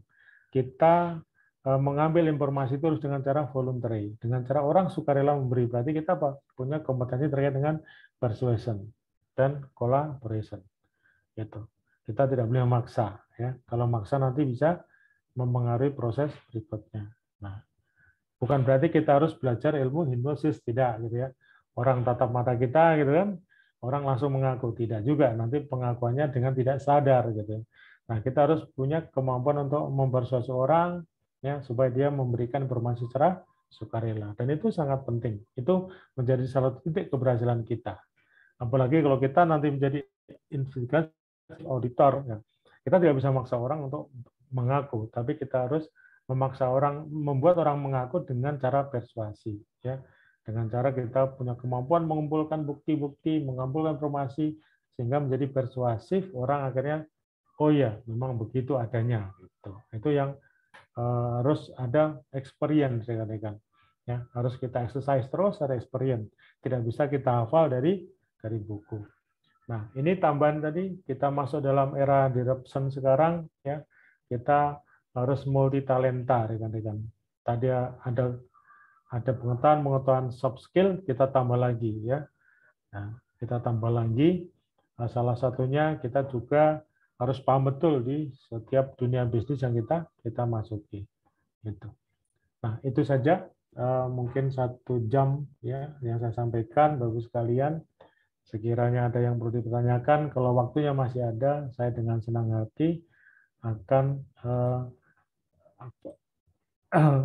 menemani rekan-rekan sampai nanti, ya, kapan gitu ya, mau dianggap selesai, ya. Saya mohon maaf, penyampaian saya cukup cepat gitu ya, karena saya kira informasi itu perlu saya sampaikan sebagai modal awal rekan-rekan sekalian ketika nanti masuk dalam dunia profesi akuntansi maupun auditing, ya.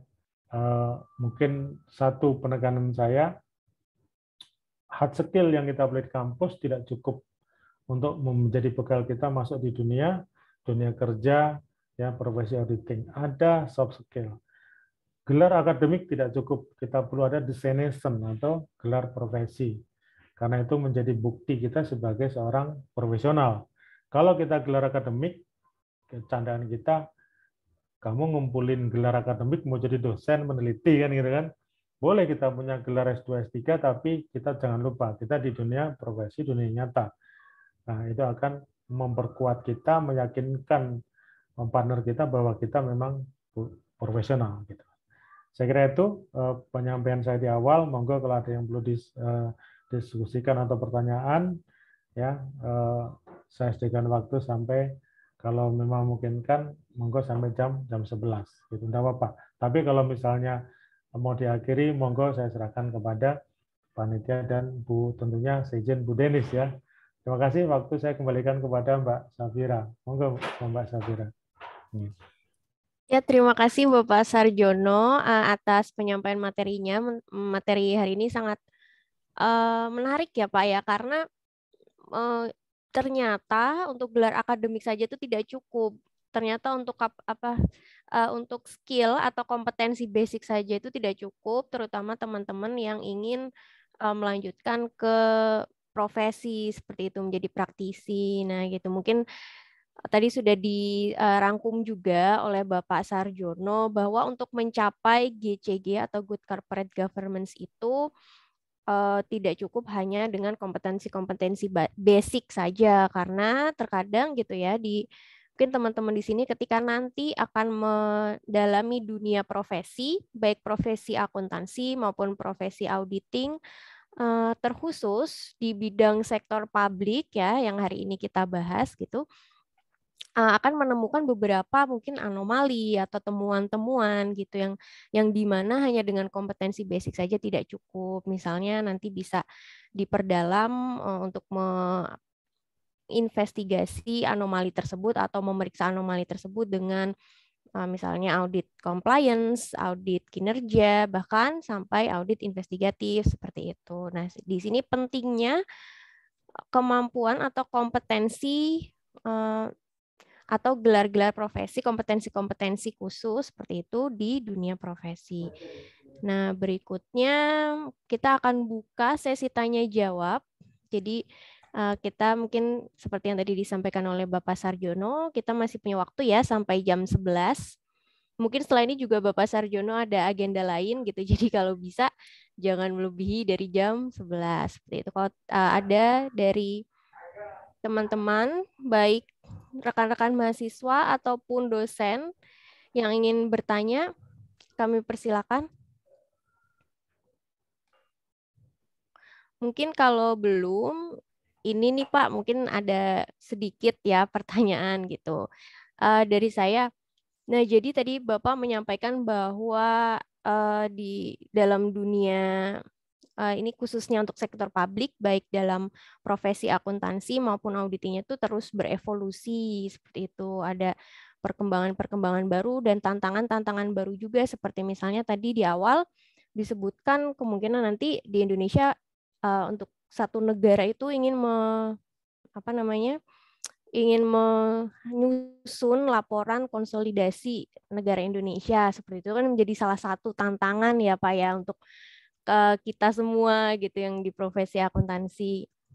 Nah, mungkin Bapak sebagai praktisi yang sudah berpengalaman banyak nih Pak ya, bisa sharing sedikit gitu kepada kami mahasiswa juga bagaimana Bapak menghadapi Bapak dan rekan-rekan Bapak gitu menghadapi perubahan-perubahan atau evolusi tersebut seperti itu. Karena tadi disampaikan juga ada perubahan misalnya standar akuntansi atau peraturan akuntansi pemerintahan mulai dari cash basis, kemudian cash towards accrual. Nah, kemudian juga sekarang juga full accrual basis seperti itu. Nah, itu kan merupakan perubahan yang sangat besar gitu ya, Pak. Nah, ini pasti tentu saja penyesuaiannya juga perlu penyesuaian atau effort yang tinggi juga gitu untuk menyesuaikan dengan hal-hal tersebut. Nah, mungkin Bapak ada sedikit tips atau sharing gitu kepada kami rekan-rekan mahasiswa juga mengenai bagaimana sih menghadapi perubahan yang masif tersebut gitu. Bisa dikatakan mungkin masif seperti itu, Pak. Terima kasih.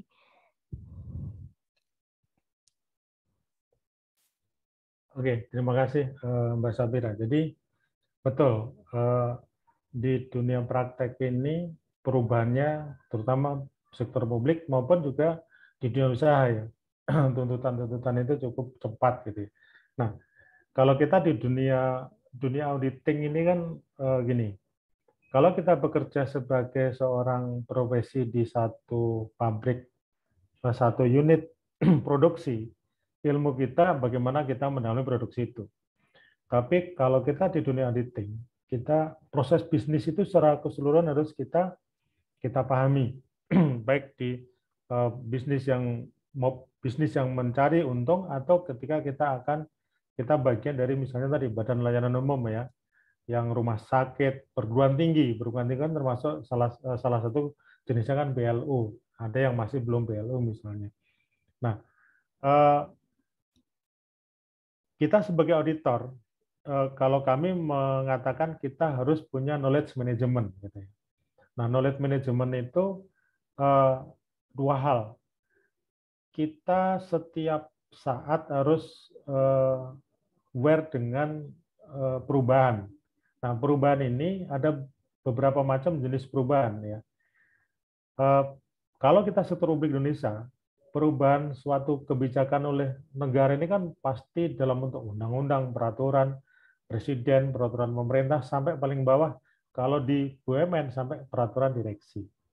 Kalau bisa kita itu harus yang pertama kali ya, pertama kali yang memulai, dan oleh karena itu kita harus kepo. Jadi kuncinya itu kepo sebenarnya. Kepo. Nah, contohnya kita sebagai auditor, nah, kalau misalnya dulu misalnya auditor BPK atau BPKP itu pasti setiap hari kita di feeding yang namanya informasi dari media massa. Jadi unit di kantor kita, bahkan di perusahaan itu ada namanya monitoring media gitu. Jadi unit itu setiap hari dikumpulkan informasi yang terkait dengan pekerjaan kita. Baik informasi dari masyarakat atau dari pihak pemerintah atau pihak dari kompetitor kita gitu ya. Nah, informasi itu setiap hari dikirim kita ke email gitu ya, di email. Jadi email kita itu punya email official yang setiap hari masuk informasi-informasi yang berkaitan dengan dunia kita. Kalau kita di perusahaan berarti dengan perusahaan kita, dengan kompetitor kita, atau yang merecokin perusahaan kita. Kalau kita dulu di BPK, BPKP terkait dengan area kerja kita. Ya, kalau kerja kita di kementerian berarti yang terkait dengan kementerian itu. Nah, ketika kita di feeding informasi tidak hanya sebagai bahan bacaan. Ketika ada hal yang baru harus sudah mulai kita bahas itu. Kita bahas, kita diskusikan apa yang harus kita persiapkan sebagai auditor. Dan itu terus gitu. Jadi kalau feeding informasi harian berarti kita harian kita juga harus care. Nah, suatu saat kalau rekan nanti masuk di dalam unit yang melakukan risk assessment. Nah, rekan-rekan ini kan belajar KOSO ya, internal control gitu kan, ada KOSO, ada namanya risk assessment. Ketika rekan-rekan masuk di bagian risk assessment satu unit, baik pemerintahan maupun perusahaan, kerjanya orang di risk assessment itu day by day, memaintain apakah ada perubahan-perubahan di luar yang bisa mempengaruhi risiko. Nah, risiko apa? Kalau rekan-rekan menjadi misalnya di perusahaan menjadi bagian dari di situ tim risiko yang mempengaruhi capaian laba, yang menambah beban. Kalau di pemerintahan, ya risiko yang bisa membuat pengeluaran pemerintah menjadi besar, risiko yang memungkinkan ada terjadi fraud. Nah, itu harus kita maintain. Kita mulai kita bahas gitu. Jadi kita tidak bisa berhenti. Maka ketika ada orang punya sikap kepo, itu cocok jadi auditor gitu ya. Karena itu akan diproses. Makanya information seeking dan analytical thinking itu suatu yang berpasangan gitu. Information seeking itu harian, day by day. Sekarang misalnya kita negara punya keinginan ingin membuat laporan keuangan konsolidasian. Nah, sekarang belum, maka di beberapa lembaga punya task force. Kenapa sih belum berhasil? Apa sih kendalanya? Itu dikaji terus gitu. Di level mana yang menjadi terjadi sumbatan. Seperti juga kalau kita di perusahaan, kita punya anak perusahaan. Kenapa laporan keuangan konsolidasian kita itu terlambat gitu? Sumbatannya di mana? Nah, itu tugas auditor. Apakah di salah satu anak perusahaan ada masalah, manajemennya amburadul dan sebagainya. Nah, ini tipsnya adalah kita harus kepo satu, kita punya knowledge management. Nah, knowledge management itu kita wujudkan juga selain dalam bentuk pengetahuan di dalam diri kita juga buat wadah-wadahnya. Jadi kita maintain terus sampai update. Nah, ketika nanti kita melakukan risk assessment, itulah akan berfungsi. Ya. Perubahan kepala daerah di suatu pemerintahan, perubahan bupati, perubahan gubernur, perubahan menteri, ya itu juga menjadi alat bagi kita. Kita lihat background-nya, profilingnya kan. Oh, dia mantan preman. Nah, hati-hati. Kalau mantan preman menjadi bupati, kalau kita nanti di sektor publik auditor misalnya, berarti ada risiko pengelolaan keuangannya menjadi lebih amburadul gitu ya. Amburadul gitu ya. Oh, dia orangnya altruism, suka membantu. Itu juga positif bisa negatif sebagai auditor. Jangan-jangan nanti uangnya dihabiskan untuk dibagikan ke masyarakat, tidak untuk membangun infrastruktur misalnya. Nah, itu kan bagian dari penilaian pengendalian di lingkungan pengendalian kan. Nah, lingkungan pengendalian gitu. Filosofi dan gaya kepemimpinan ya enggak? Itu menjadi penting buat kita sebagai auditor untuk nanti kita menerapkan strategi auditnya. Kalau kita mau memberikan masukan tadi strategic partner, bagaimana pemerintah itu membuat kebijakan. Kalau di pemerintah ya, kalau di perusahaan sama gitu. Siapa atasan kita, siapa direktur kita, siapa strategic stakeholder-nya gitu. Kalau misalnya, ini sukanya foya-foya misalnya, sukanya jalan-jalan misalnya, sehingga bisa memengaruhi kinerja profit kita dong misalnya. Nah, ini tugas penting kita bagaimana kita memfeeding informasi, bagaimana kita memberikan satu masukan strategik. Jadi kepo itu adalah bahasa gaulnya information seeking, kita tambah dengan analytical thinking. Itu kita terapkan dalam knowledge management. Itu Bu Safira. Jadi caranya sederhana, tapi menurut saya bisa membantu kita, gitu ya. Jadi kami sebagai misalnya manajemen di audit itu kita nyari orang-orang yang kepo itu dan orang yang kritis, yang pikirannya itu nyeleneh malah kita cari. Kenapa? Karena kita butuhkan ide-ide segarnya, gitu. Nah, kalau orang yang kerjanya tadi yang tidak multitasking agak susah, gitu ya. Itu mungkin ada lagi pertanyaan? Ya, terima kasih Bapak Sarjono atas jawabannya. Jadi intinya tuh terhadap perubahan kita harus selalu peka ya Pak ya terhadap perubahan, harus sering-sering terpapar informasi. Nah, ini ada yang raise hand ya, ada audiens yang raise hand dan ada juga pertanyaan dari kolom chat. Mungkin Ibu Ratna dulu nih yang sudah raise hand nih. Saya berikan kesempatan kepada Ibu Ratna untuk menyampaikan pertanyaannya. Silakan Ibu Ratna. Baik, terima kasih Bu Safira, terima kasih banyak Pak Sarjono sudah share pengalaman ke teman-teman mahasiswa. Nah mungkin saya ini ada pertanyaan yang mungkin nanti harapannya mungkin bisa membantu mahasiswa ya, dan juga menjawab salah satu hal yang dulu pernah saya pertanyakan begitu waktu saya masih baru mulai karir begitu mudahnya Pak. Sebagai seorang pengajar di akuntansi Pak, saya sadar kalau di akuntansi itu kalau kita tidak mencocokkan ya antara dunia akademisi dan industri itu kayaknya nggak bakal jalan ya, soalnya kan di kampus itu kan yang mempersiapkan mahasiswa begitu ya untuk industri, terutama untuk dunia akuntansi. Nah kemudian muncul pertanyaan saya Pak, tadi kan Bapak sudah menyampaikan ya ada hal banyak ya, katakan saja untuk audit, kita memang mengakui audit sekarang lebih fokus ya audit general audit ya, audit keuangan, padahal ada misalnya yang lain ya, misalnya audit untuk pengendalian internal, ada juga terkait dengan audit kinerja, kepatuhan, dan juga mungkin sampai risk management misalnya. Dan itu semua sebagian besar tercover secara kecil-kecil di mata kuliah yang sayangnya masih pilihan, belum mata kuliah yang wajib. Nah, muncul pertanyaan saya Pak, bagaimana ya Pak? Maksudnya kita kadang-kadang mahasiswa kita memilihkan yang cocok untuk mahasiswa, karena kadang-kadang, mohon maaf Pak, kalau pengalaman saya itu kadang kita akhirnya bisa mengetahui bidang apa yang kita fokus, itu biasanya kadang-kadang karena ada faktor beruntung juga Pak. Jadi contohnya dulu waktu saya kerja di perusahaan, karena dulu kebetulan saya masuk divisi yang general audit, jadi saya tahu banyak tentang divisi general audit. Nah teman saya kebetulan dia walaupun tadinya mau daftar general audit, dia ternyata masuknya di di divisi yang akhirnya malah consulting seperti itu pada awal general audit, sehingga akhirnya dia fokus di consulting.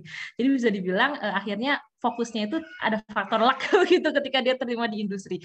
Nah sehingga menurut Bapak untuk mahasiswa di bangku perguruan tinggi yang ini untuk kami terutama, apakah dalam pengajaran yang tadi ya Pak berbagai jenis informasi-informasi menarik akuntansi itu apakah lebih baik diajarkan sedikit-sedikit tapi tercover semuanya, ataukah baiknya kami memiliki mata kuliah yang sudah fokus dan dosen mungkin mengarahkan mereka fokus dari awal begitu untuk di bangku perguruan tingginya. Jadi kira-kira mana ya Pak yang menurut pengalaman Bapak mungkin yang lebih bisa memperbesar peluang mahasiswa ketika nanti mereka di industri. Begitu saja Bapak, terima kasih.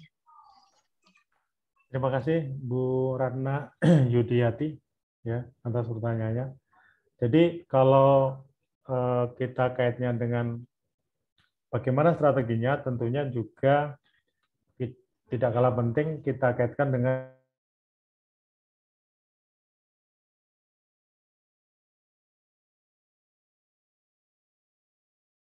karena beban kuliah sekarang kan penting ya, apalagi sekarang ada tuntutan dari menteri kita yang muda gitu, harus ada revolusi di bidang pengajaran gitu. Nah, sebenarnya kalau menurut saya, kalau pengalaman yang kita bangun ya, yang kita bangun di praktek ya, karena saya juga sejak tahun 2000-an terlibat dalam pengembangan model pelatihan sebagai praktisi gitu. Jadi general audit itu basic sudah cukup di kampus sekarang. Cuman yang perlu dibanggakan itu adalah bahwa ada cabang audit yang sebenarnya secara ilmu pengetahuan, secara komprehensif memang harus dapat. Secara komprehensif ya, bukan detail ya, harus dapat. Jadi ibarat kalau kita memperkenalkan rumah audit itu rumah joglo misalnya. Nah, di dalamnya itu ada 3 kamar. Kamar general audit, ada kamar performance audit, ada kamar compliance. Nah, compliance itu nanti bisa cabang lagi, ada investigative audit. Ada istilah yang menggunakan fraud audit. Nah, ada yang mengistilahkan IT audit. Kalau IT kan compliance. Ya. Terus performance itu ada yang mengistilahkan manajemen audit, ada yang mengistilahkan operational audit gitu ya. Hanya beda. Ada yang value for money audit, istilahnya macam-macam gitu. Nah, menurut saya, kalau pengalaman saya, auditor orang yang tertarik dunia auditing, kita kasih tahu bahwa rumah kita itu besar. Nah, rumah kita besar, nah itu pengetahuan dasarnya adalah rumah besar. Nanti ketika ingin memfokuskan, nah baru pilihlah di general audit, atau nanti pilihannya ada di compliance atau performance gitu. Nah, saya tidak tahu menaruh pengetahuan bahwa kita punya rumah besar itu di mana gitu. Berarti di audit, dasar-dasar audit sebenarnya. Menurut saya ditaruh di dasar-dasar audit gitu. Karena sekarang di pengembangan kalau kita lihat ya, standar audit itu pengembangan di standar audit performance compliance itu cukup masif sekarang, ISAI gitu ya. Kalau di auditor internasional ada ISAI, ada INTOSAI kalau di sektor publik ya, Supreme Audit itu. Nah, itu cukup masif ya. Kalau kita ISAI 100 itu audit, ada ISAI 300, ada ISAI 400 ya, compliance cukup masif sekali saya lihat gitu ya. Walaupun memang tetap tidak meninggalkan general audit. Nah, jadi di mata kuliah audit pertama ya, mungkin dasar itu kita kasih rumahnya. Nanti ketertarikan rekan-rekan mau mendalami di berikutnya general audit atau di compliance audit. Nah, general audit itu sebagai default semua harus dapat. Tapi pilihannya mau mendalami di compliance maupun di kinerja atau performance, itu pilihan tidak apa-apa. Tapi harapan saya di rumah besarnya itu dapat, Bu. Kenapa? Karena kalau kita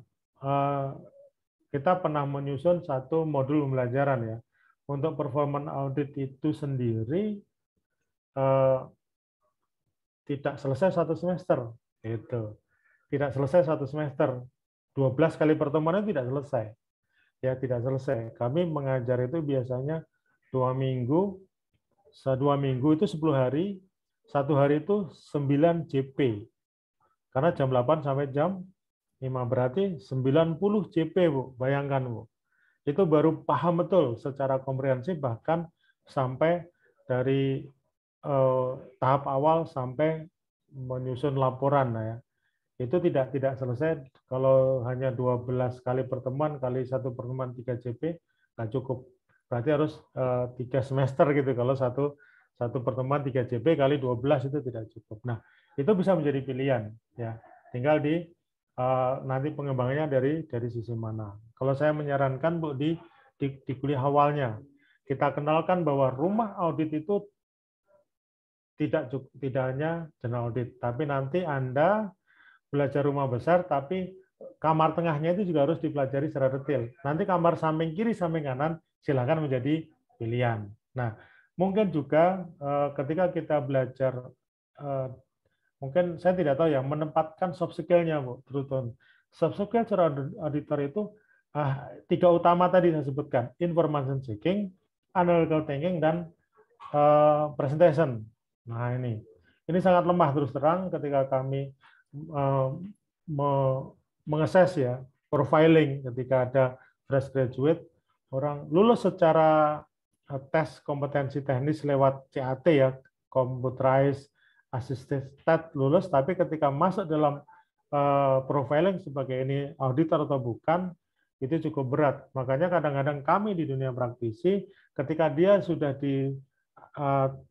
masuk dalam pekerjaan kelompok auditor, ya kami harus ada yang namanya kadang-kadang matrikulasi dan akselerasi, khususnya bagaimana meningkatkan kompetensi perilaku sebelum nanti di-assess ulang dia lulus atau tidak lulus, ya. Karena kalau di dunia pekerjaan masuk secara akademisi, oke, nanti untuk menjadi praktisi ada satu tahap assessment lagi.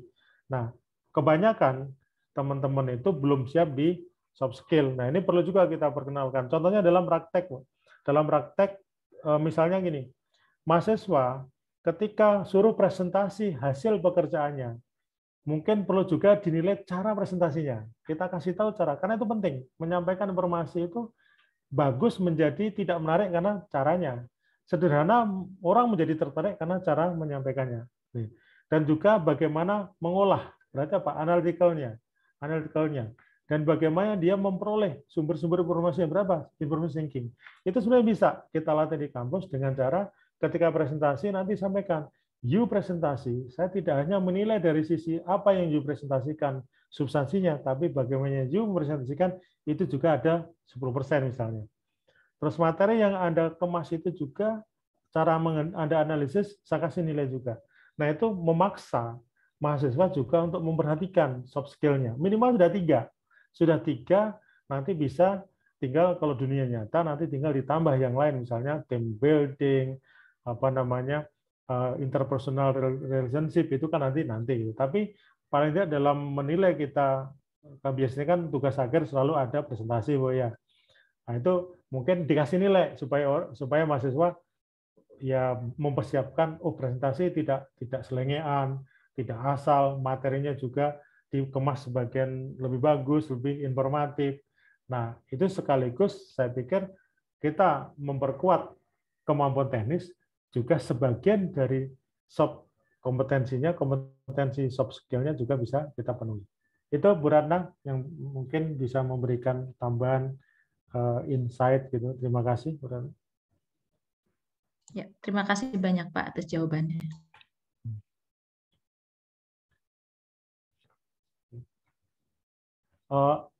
Yang di pertanyaan yang di chat ini, Mbak Nurul ya? Iya. Oh ya, terima kasih Bu Ratna atas pertanyaannya, juga Pak Sarjono atas jawabannya. Ini ada satu pertanyaan lagi ya Pak, mungkin sebagai penutup karena sudah hampir sampai batas waktu gitu. Jadi pertanyaan ini dari mahasiswa. Saya Nurul Sarifah izin bertanya terkait dengan gelar kuliah yang belum cukup menjadikan kita sebagai profesional. Salah satu yang memperkuat adalah gelar profesi.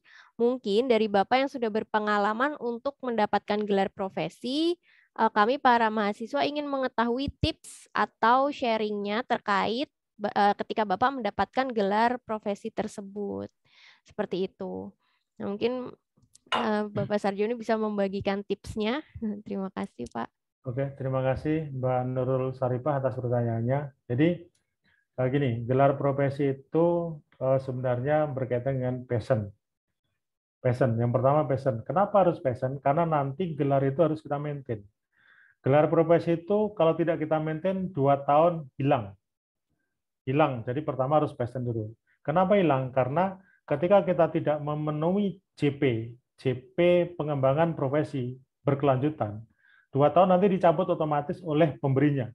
Jadi misalnya saya punya Certified Fraud Examiner yang diterbitkan oleh Association of Certified Fraud Examiner yang ada di Austin, Amerika gitu ya. Saya setiap tahun minimal harus 80 jam. 80 jam pengembangan profesi kita yang berkaitan dengan fraud gitu ya. Kalau selama 2 tahun saya tidak bisa menunjukkan saya melakukan pengembangan, ya baik sebagai narasumber, ketika kita praktek di lapangan atau kita ikut kursus atau pelatihan, ya pas dicabut nanti. Dan kita tidak boleh menggunakan walaupun dulu kita cara mendapatkannya dengan mahal dan berdarah-darah gitu. Itu pertama harus ada passion dulu. Rugi kalau kita hanya ngumpulin tapi kita maintain. Dan kita akan rugi secara finansial juga. Nah, itu pertama passion. Yang kedua, kalau sudah kita passion, kita akan mudah mempelajari materinya, ya, karena biasanya pengetahuannya itu adalah hard skill, ya, kompetensi teknis, ya. Nah, yang terkait dengan pekerjaan kita, biasanya gelar profesi itu pengetahuannya dibagi kelompok 4 besar biasanya, kelompok 4 besar, ya, kelompok biasanya terkait dengan proses bisnis, terkait dengan bidang hukum ya, apapun misalnya bidang hukum, kalau kita terkait dengan fraud berarti hukum Indonesia terkait dengan keuangan, kalau luar negeri terkait dengan di proses bidang keuangan di Amerika misalnya. Kalau CFA kan hukumnya Amerika, kita belajar hukum Amerika terpaksa gitu. Baru nanti kita belajar hukum Indonesia. Dan juga soft skill kita di akuntansi dan auditing dan fraud gitu ya. Termasuk kita pemahaman kita terkait dengan beberapa proses bisnis. Jadi kita kelompokkan dulu. Kalau kita sudah kuat di akuntansi rekan-rekan dan auditing, kita masuk di kira-kira apa materi yang harus kita pelajari. Misalnya materi terkait dengan law, ya, dengan hukum. Kita pelajari. Kita mau profesi, sertifikasi profesi Indonesia misalnya. Indonesia itu berarti misalnya kalau fraud ya CFRA tadi. Kalau internal auditor sebagai QIA misalnya.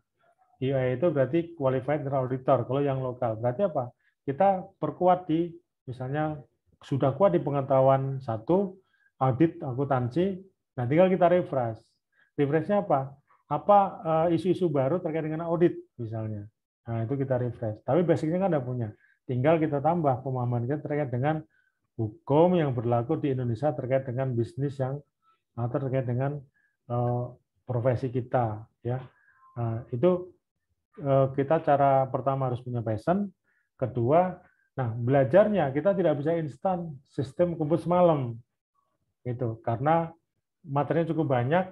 Jadi gini, kalau kita ujian untuk sertifikat profesi itu mereka punya bank soal 1000, minimal 1000 dari 1000 itu nanti yang dikeluarkan untuk kita 100. Jadi setiap kita ujian nanti pasti yang keluar berbeda. Otomatis kita harus 1000 pengetahuan itu ya yang akan jadikan soal harus kita pahami.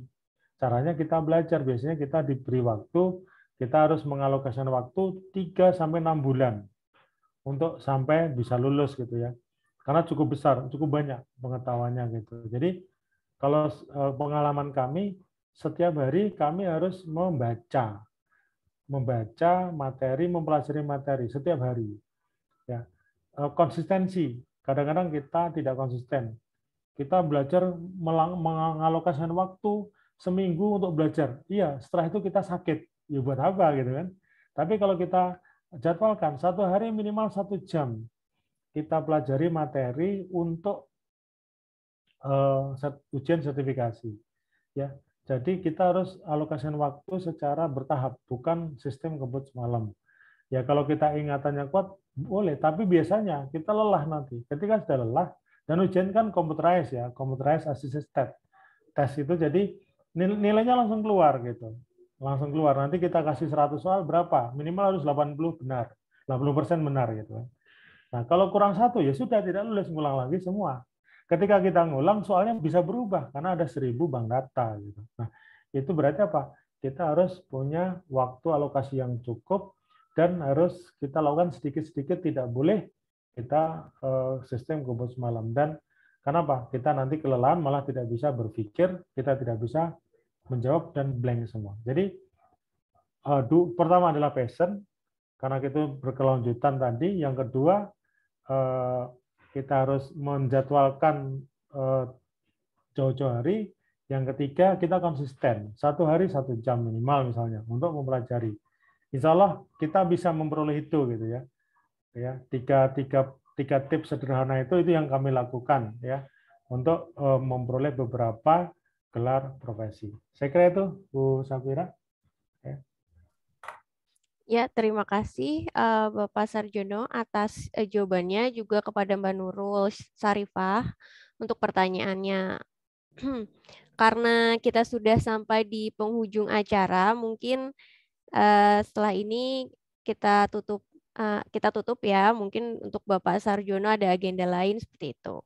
Nah, tapi sebelum kita tutup, kami berikan kesempatan kepada Bapak Sarjono untuk menyampaikan pesan atau kesan kepada baik kami para mahasiswa atau dosen dan tendik atau sebagai praktisi.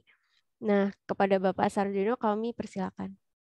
Terima kasih Mbak Sabira, terima kasih Bu Denis dan jajarannya, struktural maupun akademisi dan mahasiswa, rekan-rekan yang kita cintai bersama dari jurusan akuntansi ya, prodi akuntansi.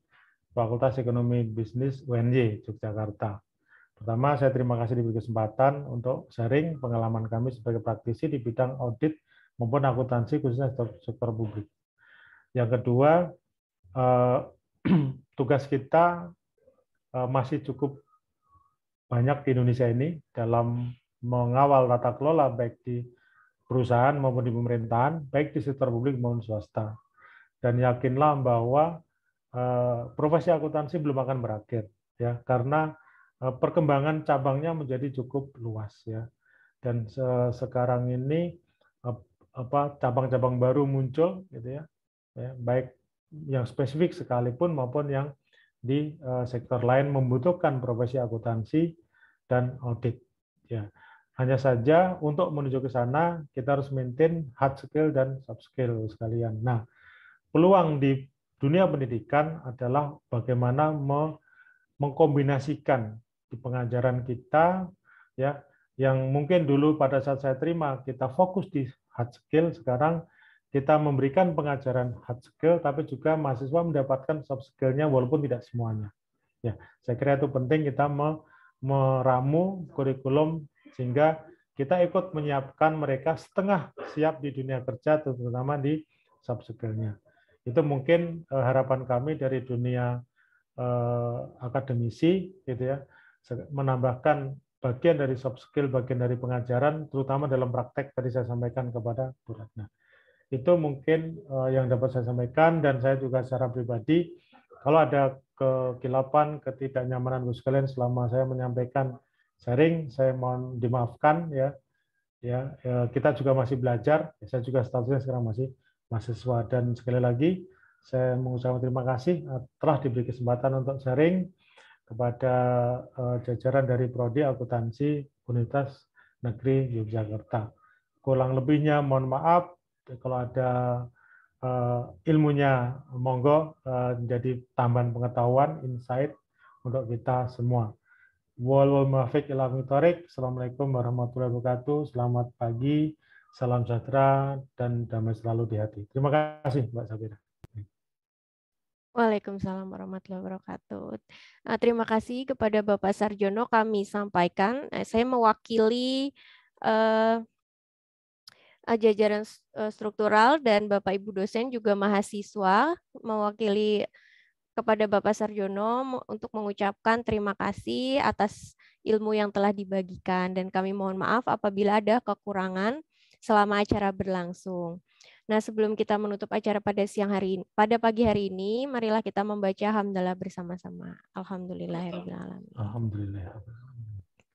Kami juga menyampaikan terima kasih kepada audiens yang telah hadir, juga permohonan maaf apabila ada kesalahan dan kekurangan selama acara berlangsung. Wabillahi taufiq wal hidayah. Wassalamualaikum warahmatullahi wabarakatuh. Waalaikumsalam warahmatullahi wabarakatuh. Mbak Safira, saya izin live ya. Ya, Pak. Terima kasih, Pak Panti. Terima kasih, Pak. Terima kasih.